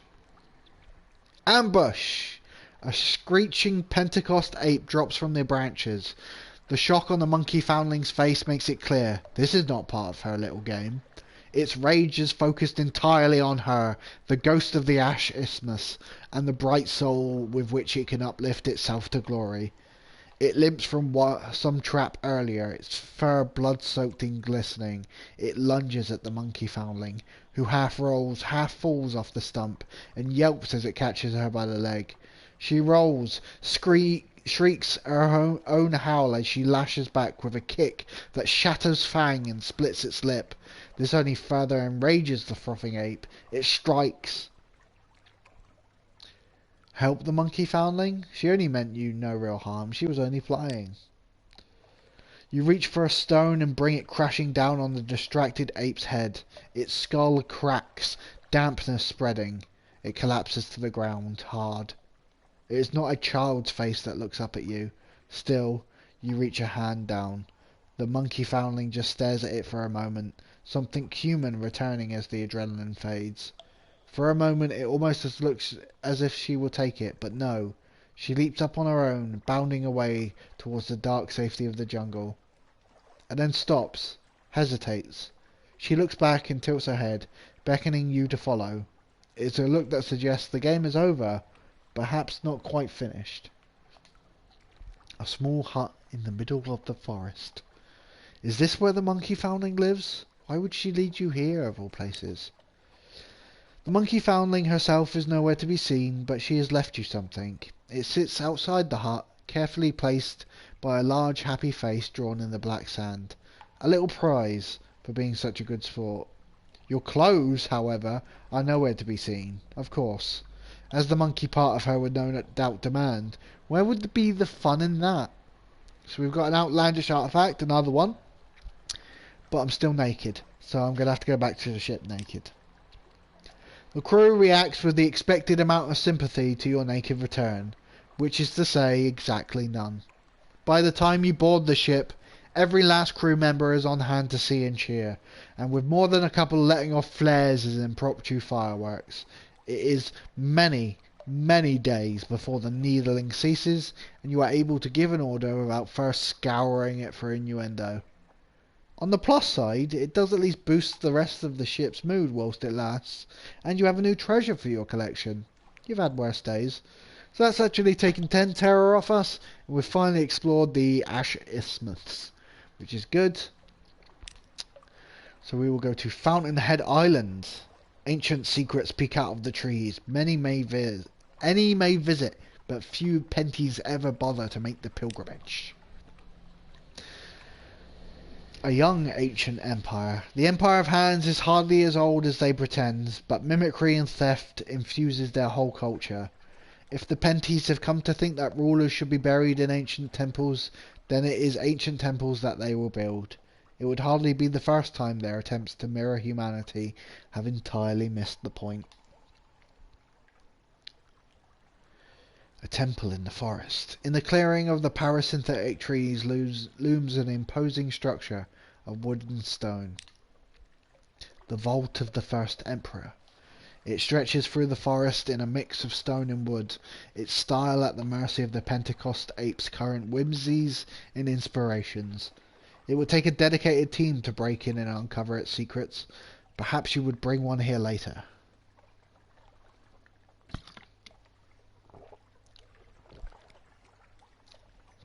There's a treasure hunt, but we don't have any maps for that one. So we will return to the boat. Perhaps there is someone in fallen London who might be able to help you get to the treasures of this island. So So we'll keep an eye out for someone in Fallen London who knows about the Empire of Hands. As it is, we've got one more island before we're finally done with this goddamn monkey mess. And that is Hearthsake Island. A thin pillar of greasy yet appetizing smoke rises from the only human settlement in the Empire. The Bloomin' Black Quarantine. The Admiralty has never stated precisely why it seeks to keep the Empire confined, though most opposition to it fades once said opposers actually encounter a Pentecost ape. They have been easy to corral, however. Although they do not lack wit, there is not an inventive bone in their hairy bodies, and no amount of stolen humanity has taught them the art of creating machines. The survivors of a pirate expedition have stolen this land where apes are unwelcome except as an entree. So there's a lost treasure hunter. He squints at his map, muttering incoherently. North for each city the bats have brought down. He wipes his brow. Have you seen a big X on the ground by any chance? I've got these 4 map pieces that got me this far and said X would mark the spot, but I can't find an X anywhere. He looks at the map sadly. It should be here, it says. Now where am I supposed to dig? He is too busy to talk right now, but adds that he will be in the village later if you want to trade adventuring supplies. Don't try the meatballs, he warns, getting back to his search. You just don't want to do that. So we approach the village. Greasy smoke and guiltily tempting aromas arise from a collection of huts around a long beach pirate ship in a field of pointed monkeys. Pointedly impaled monkeys, okay. An explosion almost takes your head off. Sorry about that, booms the boisterous pirate, lowering a smoking blunderbuss as bits of shattered tree rain down. New arrival, are we? Well, if you haven't got a tail, you're alright by me. He squints, momentarily suspicious. You don't have a tail, do you? That wouldn't put it past the thieving little buggers to go shaving one of their own. Wouldn't know fair play if it kicked 'em right up the arse. His voice is louder than the blunderbuss. The congealed meat juices in his thick beard are better not considered. It was not madness that drove these pirates to cannibalism, but years of being shipwrecked without the comfort of meat. After a while, any meat would do. Return to the boat. They seem a friendly sort and are shocked at the idea that they would even ever be poor hosts to eat a guest. But then again, they have no shortage of supplies. The sea is quiet, your journey pleasantly uneventful. You have not been eaten by cannibal pirates. All things considered, a successful trip. So that will allow us to prepare a comprehensive port report. Few have reason to brave the waters this far east, especially with the trade embargo. The Admiralty will pay especially well for up-to-date intelligence. So we've got a comprehensive report of the Empire of Hands. All of them, although it would be best to see if your initial discoveries can whet the interest of anyone back home. So with that, we are done with the Empire of Hands. I hope you enjoyed a lot of reading there. Now what we're going to do is head on south. Heading on south now.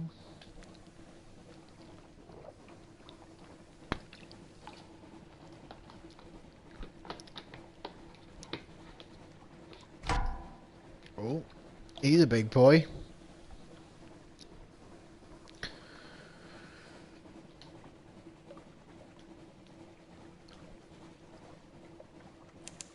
So with a bit of luck, the Chelonate will be next, and we can.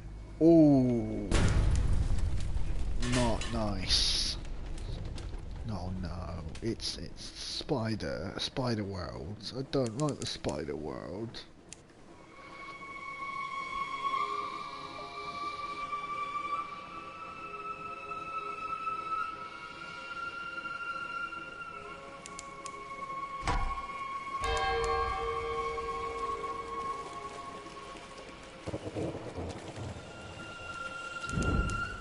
Go fast, go fast, go fast, go fast, go fast, go fast, go fast! Can't catch us, dickhead. The Nativity.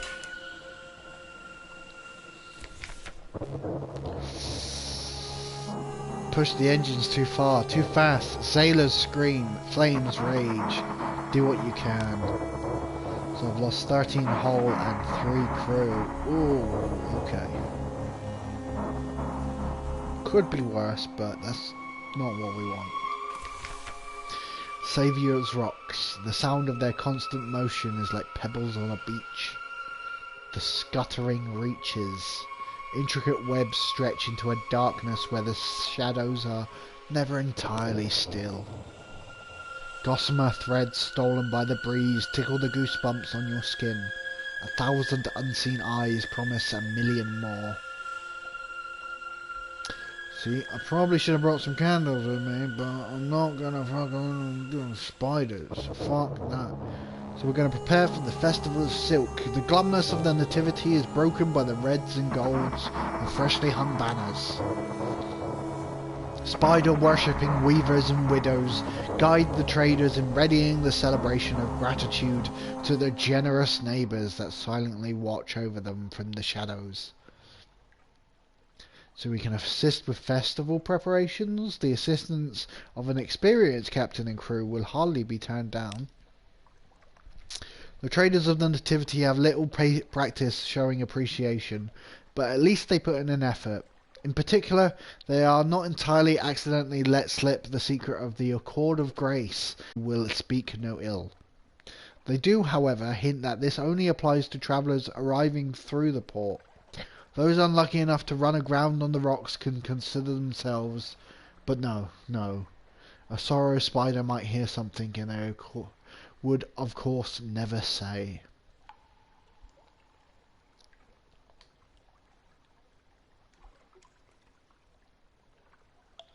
So we can trade supplies for silk. We can take a delivery of trinkets. An almost entirely legitimate silk trader urgently requests your help with a delivery to Fallen London. Trinkets? Just trinkets, confirms the man holding out the box. From inside comes a slight cracking sound, a hiss, a scratch that hints of nail on wood. Trinkets, he repeats, not meeting your eyes. So we've got some trinkets to take back to London, and we can pick up the Haunted Doctor. Please, I must leave this terrible place. The sorrow spiders will not take me back. Please. The Haunted Doctor hurries aboard the ship. He pauses, looking at the cursed wasteland of Saviour's Rocks. The lady said I would never be able to get it back once it was thrown away. I see she was... Never mind. Is this my cabin? Yes, it's more than I deserve. And we'll see if they've got a shop, but I can't afford anything because we're down to 19 fucking echoes.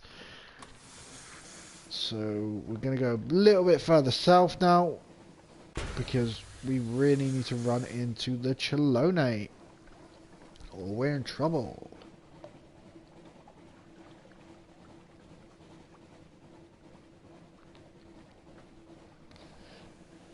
What we want to do is get the Chelone and then basically straight up back to London. If there's any islands on the way, great. If not, boo.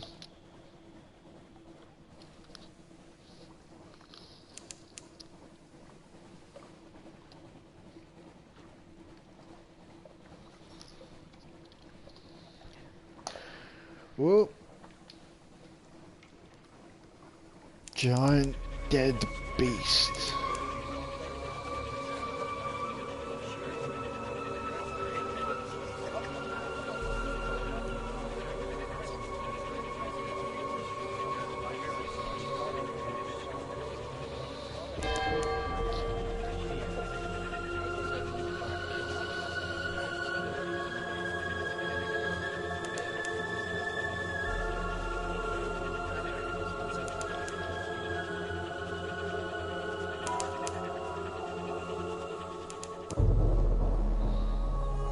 Shaberport. This is the Chelone. Yeah, boys and girls and indeterminates. The Chelone. Waves lap the slabby sides of a vast turtle shell, bigger than any cathedral. Chelonates loaf on wooden docks around the shell sides, staring sullenly.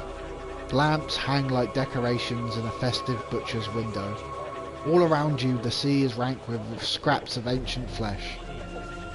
So we're going to allow the plausible surgeon to go ashore here. Oh my word, look at those scars, look at those stains. Release me from my contract, Captain, I beg you. I've saved up enough to compensate you. The surgeon is as good as his word. Hands trembling, he counts out the coins and whispers a little secret he picked up back in London. He's vague about why he didn't mention it before. He heads into the knives and instruments, heads into the shell, and is gone. So that's got us 200 echo. We lost the plausible surgeon, but excuse me, we just picked up the haunted doctor, so we can swap those two out, and we've gained a new strategic information for the Admiralty. Lovely stuff. So we go quick to the officers, and we just equip the haunted surgeon. There we go. That's good stuff. And we'll see what else the Chelone has to offer us. An opportunity from a redolent merchant. I've not got a submarine for that one, so we won't be able to do that just yet.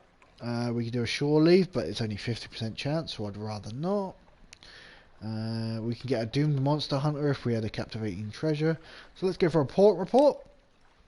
How does one express the very striking smell? The limits of meaningful expression. No matter what details you try and record, the stench creeps in around the edges. The sentences.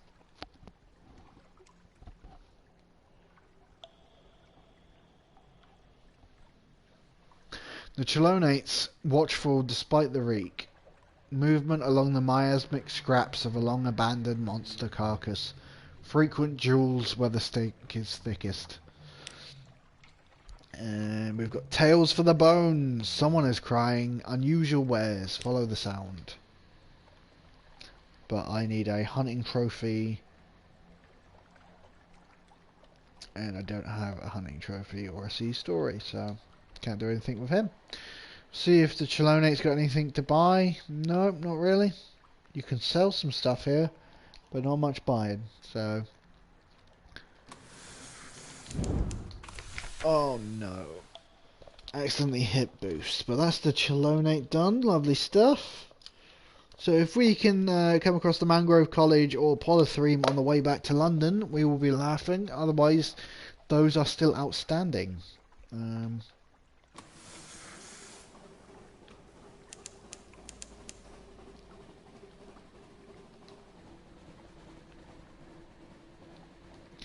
But we'll see what's in the blackness here, I guess.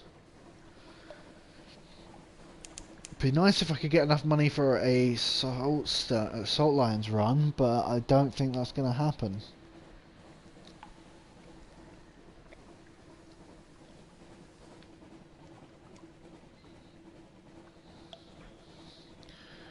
Although I could make the run, I still need to go to Port Carnelian.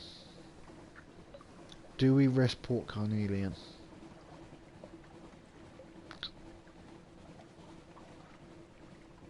Yeah, fuck it, why not?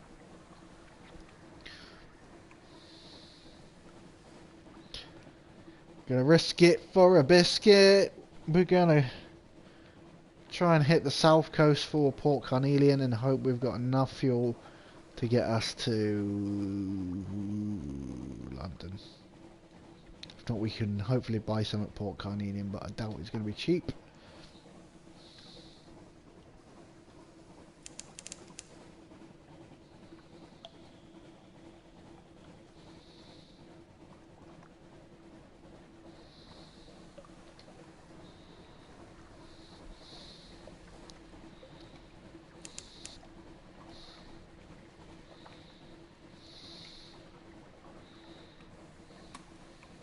Turn off my light whilst I go past this dude.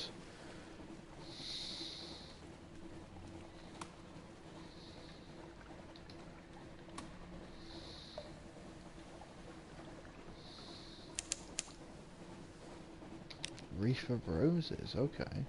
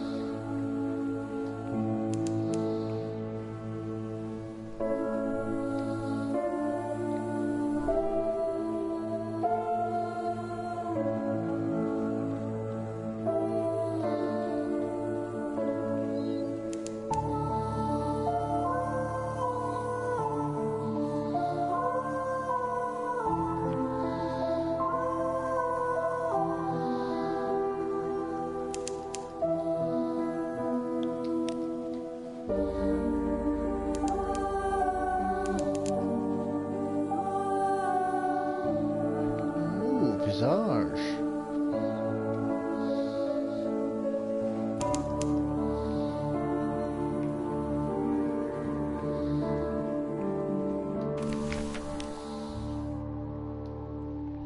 Visage, hide your face, hide all your faces.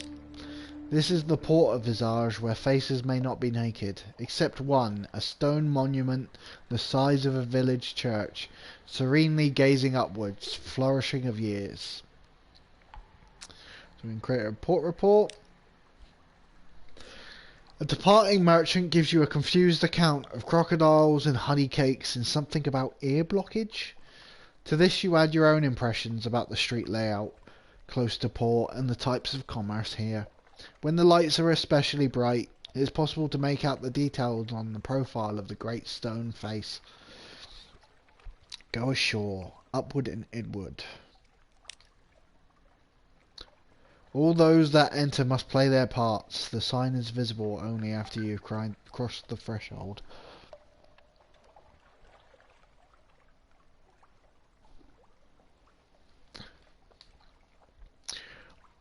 On the lower slopes, stone buildings, flat roofs, archways. The architecture there lingers a memory of lotus and palm frond. The hill above is a face, forever looking up into the ceiling of the undersea. No one inhabits its cheeks or the hollows of its eyes. Check in at the customs house. One may not wander visage at will. All visitors must pass, one by one, through a room guarded by a person in the mask of a moon moth. Masks in an assortment of shapes and colours await. Ask to go about without any mask. Your own fair face will do for you, thanks very much. No. Moon moth unfolds and folds its wings. Not suitable, it says. On Visage everyone is masked. To walk the island with your own face would be To walk on the island with your own face would give scandal. What are the significance of the masks? Moon Moth explains. Each mask declares a different intention towards the denizens of Visage, and must be accompanied by suitable behaviour.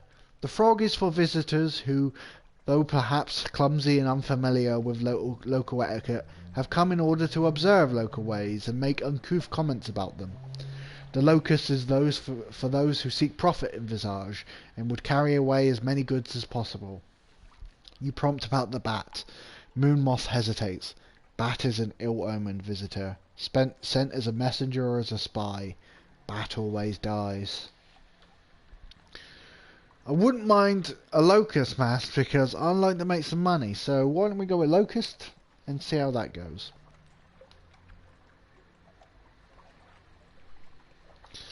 Moon Moth settles the locust mask over your head.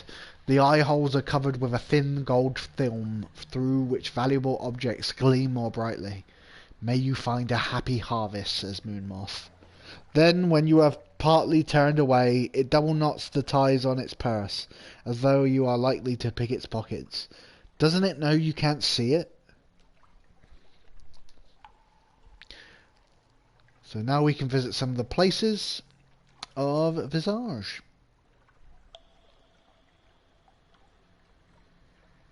So we'll visit the Library of Parts, so called because all the books are fragmentary, perhaps. Stoop at the lintel, enter the dark, a room of heavy stone guarded by a golden statuette of a woman with outstretched arms. The scroll niches sorted to correspond to a variety of masks, the jackal and the lioness, the crocodile and the dung beetle. A woman in the mask of a lotus blossom is standing at a lectern, reading in silence. Ask about the purpose of this room. Pick the pockets of the readers. A low-risk challenge at 86%.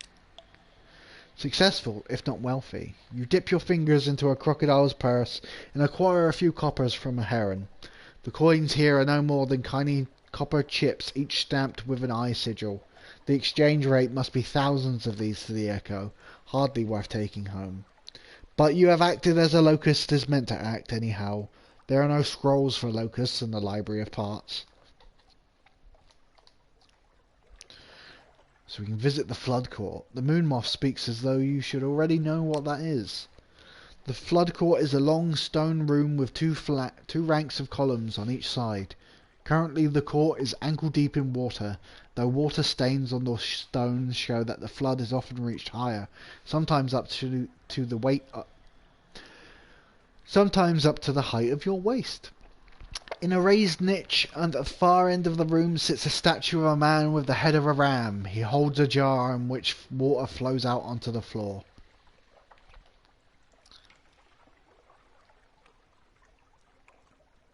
Gather coin from the flood court floor.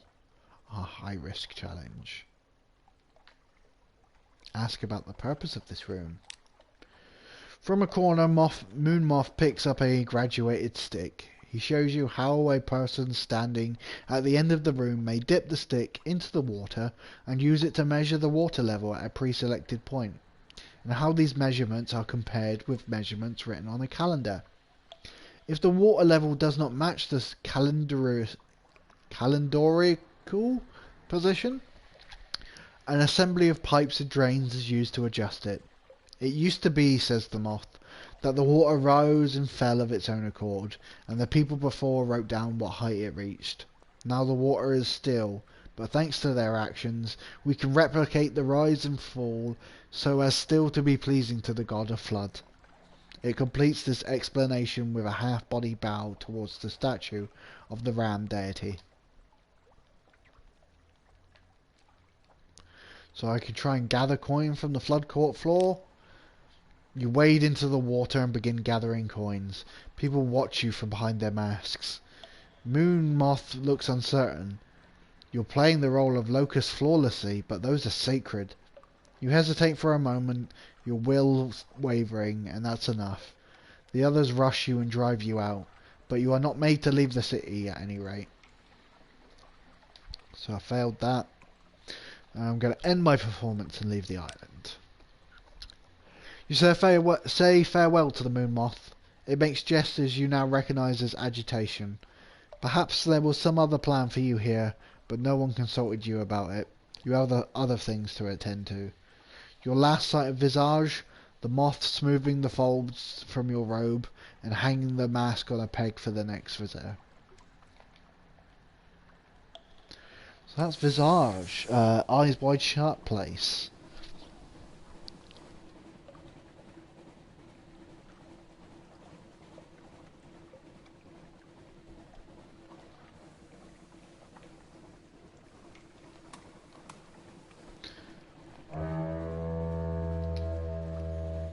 Honk that horn.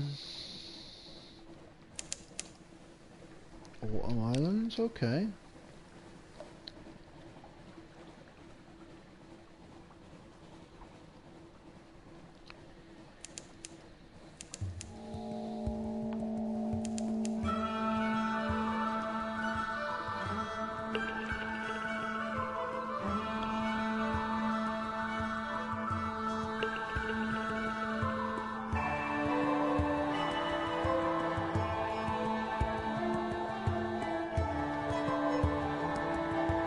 I think the Mangrove College is somewhere around here.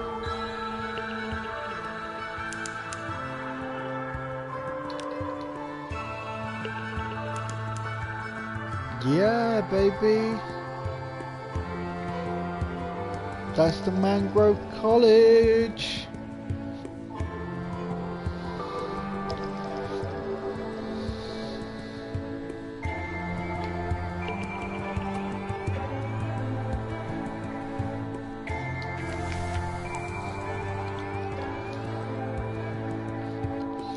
Lovely stuff. The wise and the wicked seek sanctuary here, where the fruits are plenty and the woods wild.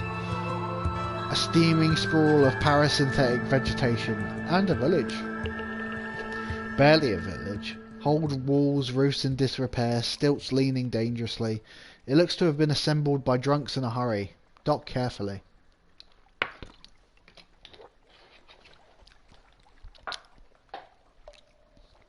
Engage an officer, maybe his daughter. Hello, where are you headed? On second thoughts, I don't mind. Can I come aboard? Yes, I'm an engineer, but I'm an engineer in a hurry. She doesn't need any money from me, so I'll welcome her aboard. If anyone comes looking for me, well, I'm not accepting callers. Can I trust you to pass that on? You don't want them distracting me from my duties. So we can pick up that absent friend for Venderblight. So that I put Venderblight on our list for places to go.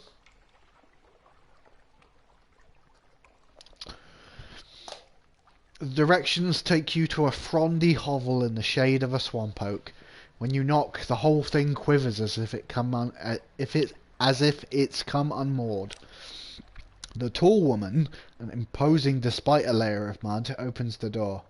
Has he sent word? She asks. She grins delightedly. Let's be off to Venderblight. Don't spare the engines. It's been too long. So we can eat, drink and be merry. The philosophers of the college are not hospitable, but this whole shoreline is bursting with fruit and edible fungus. Reach up and it falls into your hand. Pick it up and it's already fermented. An explosion of taste. Tart morel is a morel tart. The salty tang of seaweed stew. A crawling berry that, as the locals assure you, that is a motile plant, not an insect. Eat your fill and drink contemplatively. So that's got us minus 10 terror and some hunger. And we can compile a port report. Sages, philosophers, scholars, naturalists, poets, dreamers, here to pursue their rarefied ideals in a land of muddy fecundity. All shall be well. The thinkers of the Mangrove College continue their untroubled and sedentary existence. New schools of philosophy are born and die like bubbles. Extraordinary poetries are written in water. The occasional retired pirate tries and fails to get invited to salons. So that's got some supplies, yes, and a port report. Lovely stuff. Anything else we can do? No? Okay. Is there any shops here? No. Okay, so we're starting to run low on fuel, so I think I might just head back to London. I wanted to head down to the Port Carnelian, but I don't think I'm going to have enough fuel to do it, so let's just head back to London.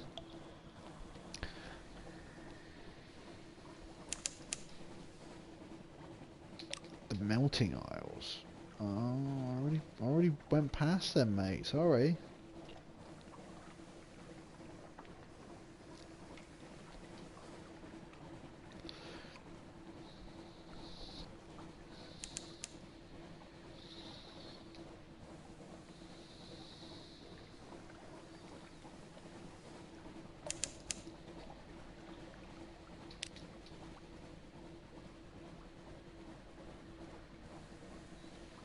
Abbey Rock, okay.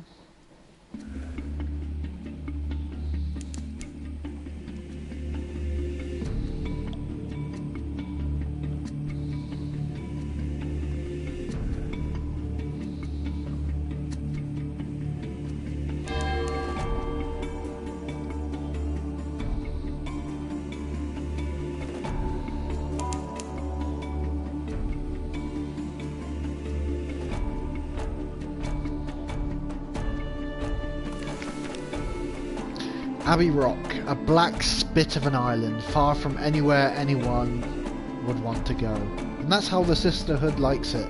Here stands their fortress covenant. There are bear traps that look friendlier than this. So we can buy some supplies off them for 20 echoes, or we can compile a port report. Nothing is happening. The sisters watch us. We feel their eyes. The sea crashes on the rocks, withdraws. The fortress stands solid as the last year of a century.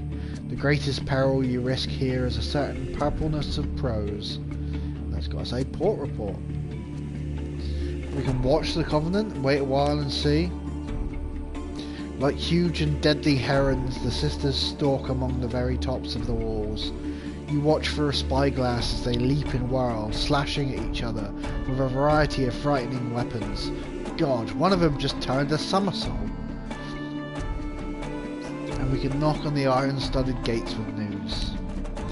The muscular prioress, the abbess's lieutenant, comes to the door to listen. She nods and makes notes. She pays particular attention to news of marsh beast predations and the traffic of the rooftops. In return, she offers rather perfunctory blessing, but the blessing reassures your crew. Now, we got rid of our recent news, but we lost a little bit more terror. Lovely stuff. No, do you sell any fuel by any chance? No. No fuel. Okay. So we're going to start making it back to London. If we're lucky, we'll make it with the fuel.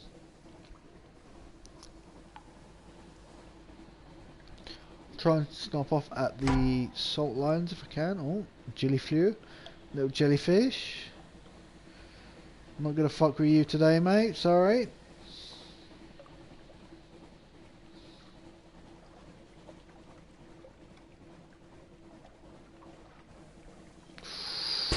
Oh. Oh. That's a little friendly boat. No worried about him. I'm going to turn the light off though, because that will save us a bit of fuel. And we're getting into kind of explored territory. The light will increase our terror, but seeing that we're heading back to London, hopefully I'll be able to spend the night on the docks and reduce terror that way.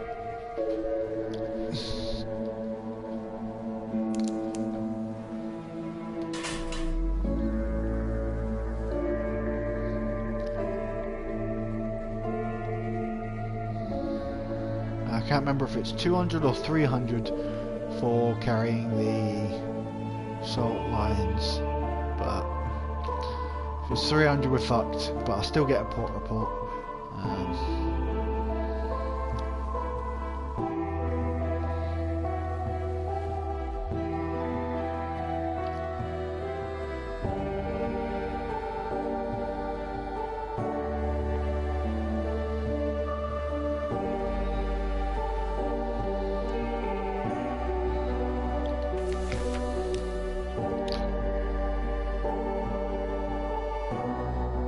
Yes, so it's 200, lovely. So we can take 20 Sphinx stone. The Unmakers are here to reduce the salt lines by rubble, one block at a time. Help them in their work by carrying the rubble back to London.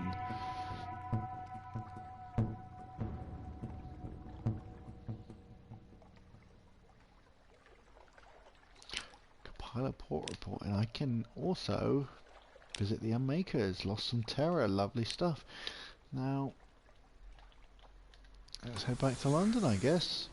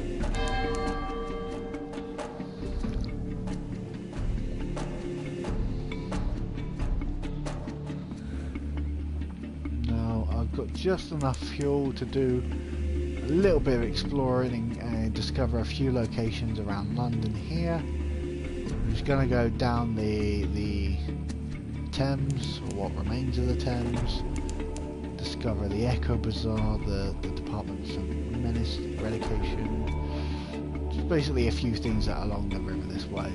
Can't go past this little bridge here, so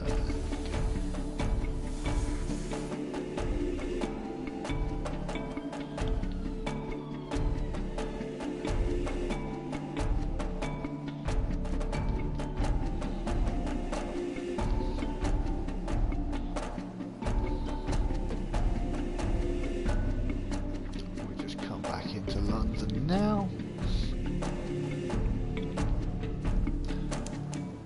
Should get paid for that soul smuggling we did. Collect messages from the harbour master, or the clatter and song of the dockside. It soothes the soul. Are there messages for you? Someone wants to sign on. The Brian Bruiser is there. We've got another free evening. Souls delivered. What a propitious and encouraging occasion this is, to meet again, here in this place which has been so very fortunate to us both.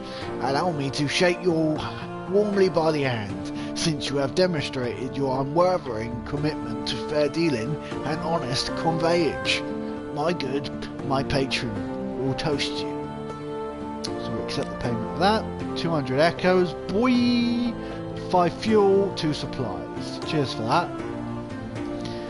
Here is your compensation, a little fuel and a few barrels of biscuits, what a certain other captain has widely surrendered for the common good. I will take the good word to my patron, and if I am a man of my word, we will see each other again. Unless a whale eats you, in course, in which case I hope you will not think poorly of me for wishing that we will not. Once more we find ourselves here on the quayside, what is, I suppose you might say, the lip of the well of opportunities. Let us both drink deeply from this well, by which I mean my patron has a task for you. Take a payment across an ocean and bring back a little package. You alright, mate? I'll do it. Of course, if you return to London without the little package, I will probably have something sharp to say about it. Now bring me my package back here. It is my hearty recommendation that you avoid the ungentle attentions of the excise. On account of if you return without the package, it is of no interest to my patron whether you have lost it or have had it taken from you. Good luck, good luck. So I need an unstamped cask of brilliant souls in Gator's Morn.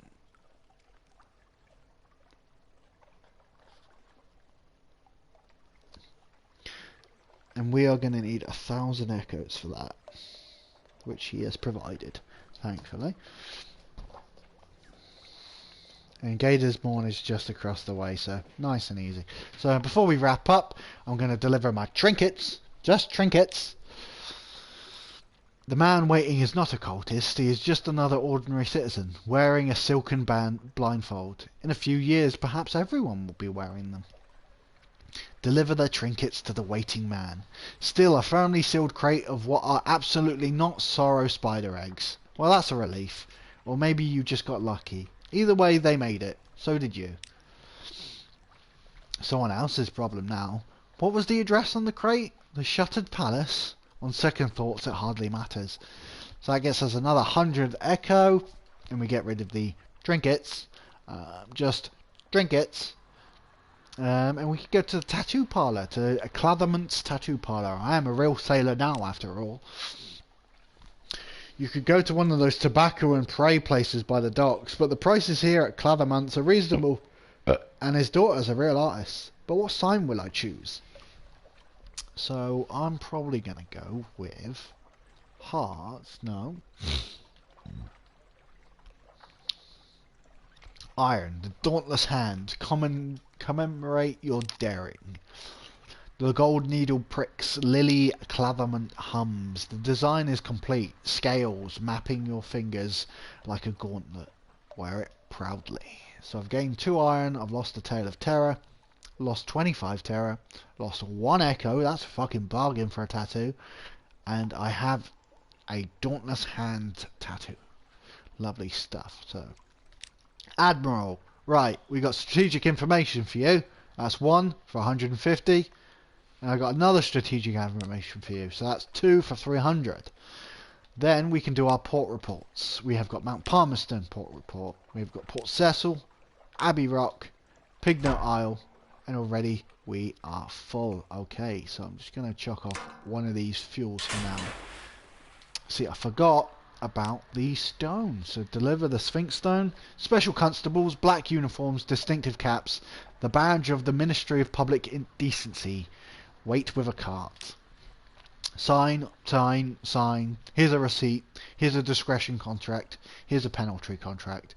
Your vision is blurred by the end of it all. The cart rumbles off into the coiling fog. Here's your reward. That gets rid of the Sphinx Stone. We lost 2 terror, gained 500 echoes. So it's 200. You get a 300 quid profit on that one. That's pretty good. That gives us enough for a house. But what we're going to do is go back to the Dark Speckled Admiral. We're going to finish our port reports. So we've got the Mangrove College. Oh yes, the Muddy Philosophers, do tell. Visage. Ah, it's the island that looks up. I don't suppose you found what it's staring at. The Empire of Hands. Such a ghastly place. A pause. You know, there was somebody there asking about it only recently. Delightful lady, as I recall. Most delightful, yes. I shall take the liberty of forwarding your address. Oh, okay. We've got 300 echoes for that one because it's a comprehensive port report. We've got 1 echo, 300 echoes, a fuel. Aestival, we've got 50 and fuel. The Chelonate, 50 and fuel. Wisdom, 31. Iram. Oh God. Oh God. What tense is it written in? Oh God. Look, just read it to my colleague here. He'll give you your fee. I'll be over here when you're done. So Iram is fucky. Got Iram done. Got the salt lines again. Ask anywhere in particular he needs.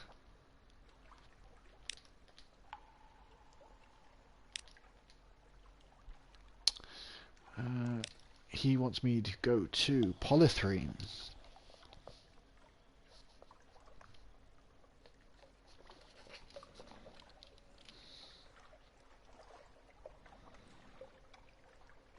Which is fantastic because that's already on our checklist. And we will go to London where we will put our ship in dry dock and we will use the Admiral Yards to repair it because it's cheap.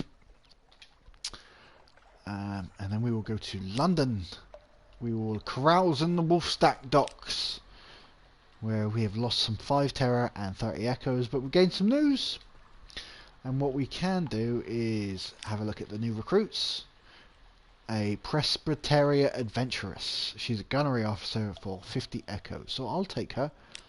Afternoon, Captain. I'm looking for a gunnery officer. I'd like to help you blow up some monsters if you'll have me. Oh, hello, Captain. Is this one of yours? I had to knock her about a bit.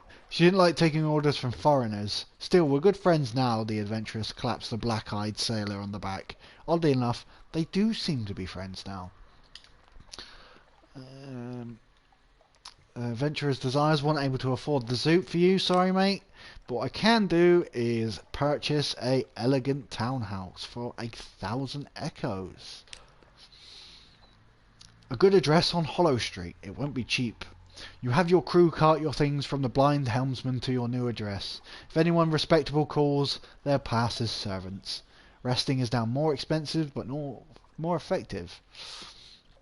So I've now got a private study where I can create stuffs like a ironclad will, which I will want to do. We'll take 200 echoes. So write a will. The court of chancery, as a roaring lion, walketh about seeking whom it may devour. Ensure it doesn't get its lion tentacles on your property when you're done. So whenever I die, it means I retain the house and any heirlooms I've accumulated. So it basically allows you to start carrying over stuff to your next life. This is the path you want to go down. The lawyer peers at you like a vulture composed of crocodiles. Come now, she creaks. There's a few years in you yet, but your caution does you credit. Sign here. No, ink is fine. This isn't the brass embassy. So that's taking away 100 echoes, but we've got a ironclad wheel now. And you can have a quick look. There's a bunch of stuff you can create if we've got the pieces, which we don't. But we will keep our eye on this. Just because you can create heirlooms, and then when you start as a new captain you can sell those heirlooms and it gets you a nice little profit. So we can do an invitation to Benthic College. Your travels have caught someone's attention. Benthic College is pleased to invite you to an exclusive and educational evening with Lady Agatha Treadgold, delightful adventuress and raconteuse of thrilling true tales of feist and spunk. On the back is a scribbled note. Come speak to me afterwards, darling. Opportunity beckons. So I'll attend the lecture. Opportunities are worth exploring at least. Benthic is the most open-minded of the London colleges. You find yourself waiting for the lecture in the queue of students, devils and bohemians, observed with some scorn by passers-by in Somerset colours. Ugh. Her feet have trodden lands most in the Neath have never even heard of. Her eyes have seen every opportunity for fame and glory while there. And in the evening with the delightful adventuress. Whoever she is, she knows how to pack a hall. Not a seat is empty as she takes stage. The fine cuisine of the Chilonate, the darling claymen, all but a prelude, my dears. Her stories tend toward the fanciful and conveniently unprovable, but the delightful adventuress has the credulous audience spellbound for hours. Many of her tales of monsters and lost cities have a common theme. She visited them ahead of a certain Lady Lenora Fortescue, the quite adorable, daring archaeologist with whom she sparked a bracing rivalry back at finishing school.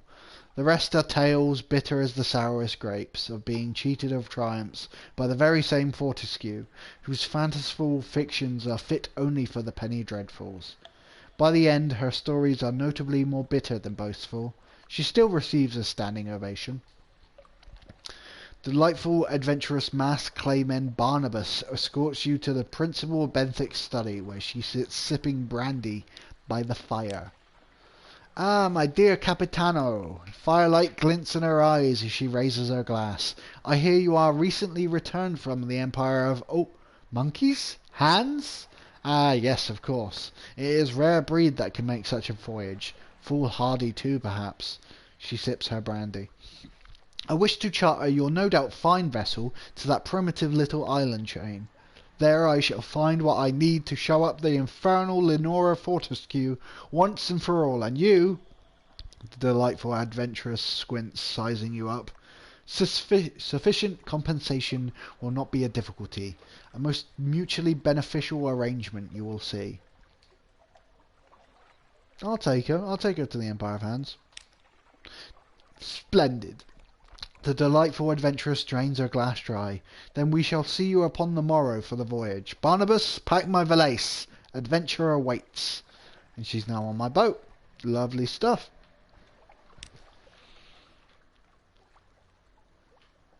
Alright, so just make sure there's nothing else we can do in London. Oh, forgot about the curio.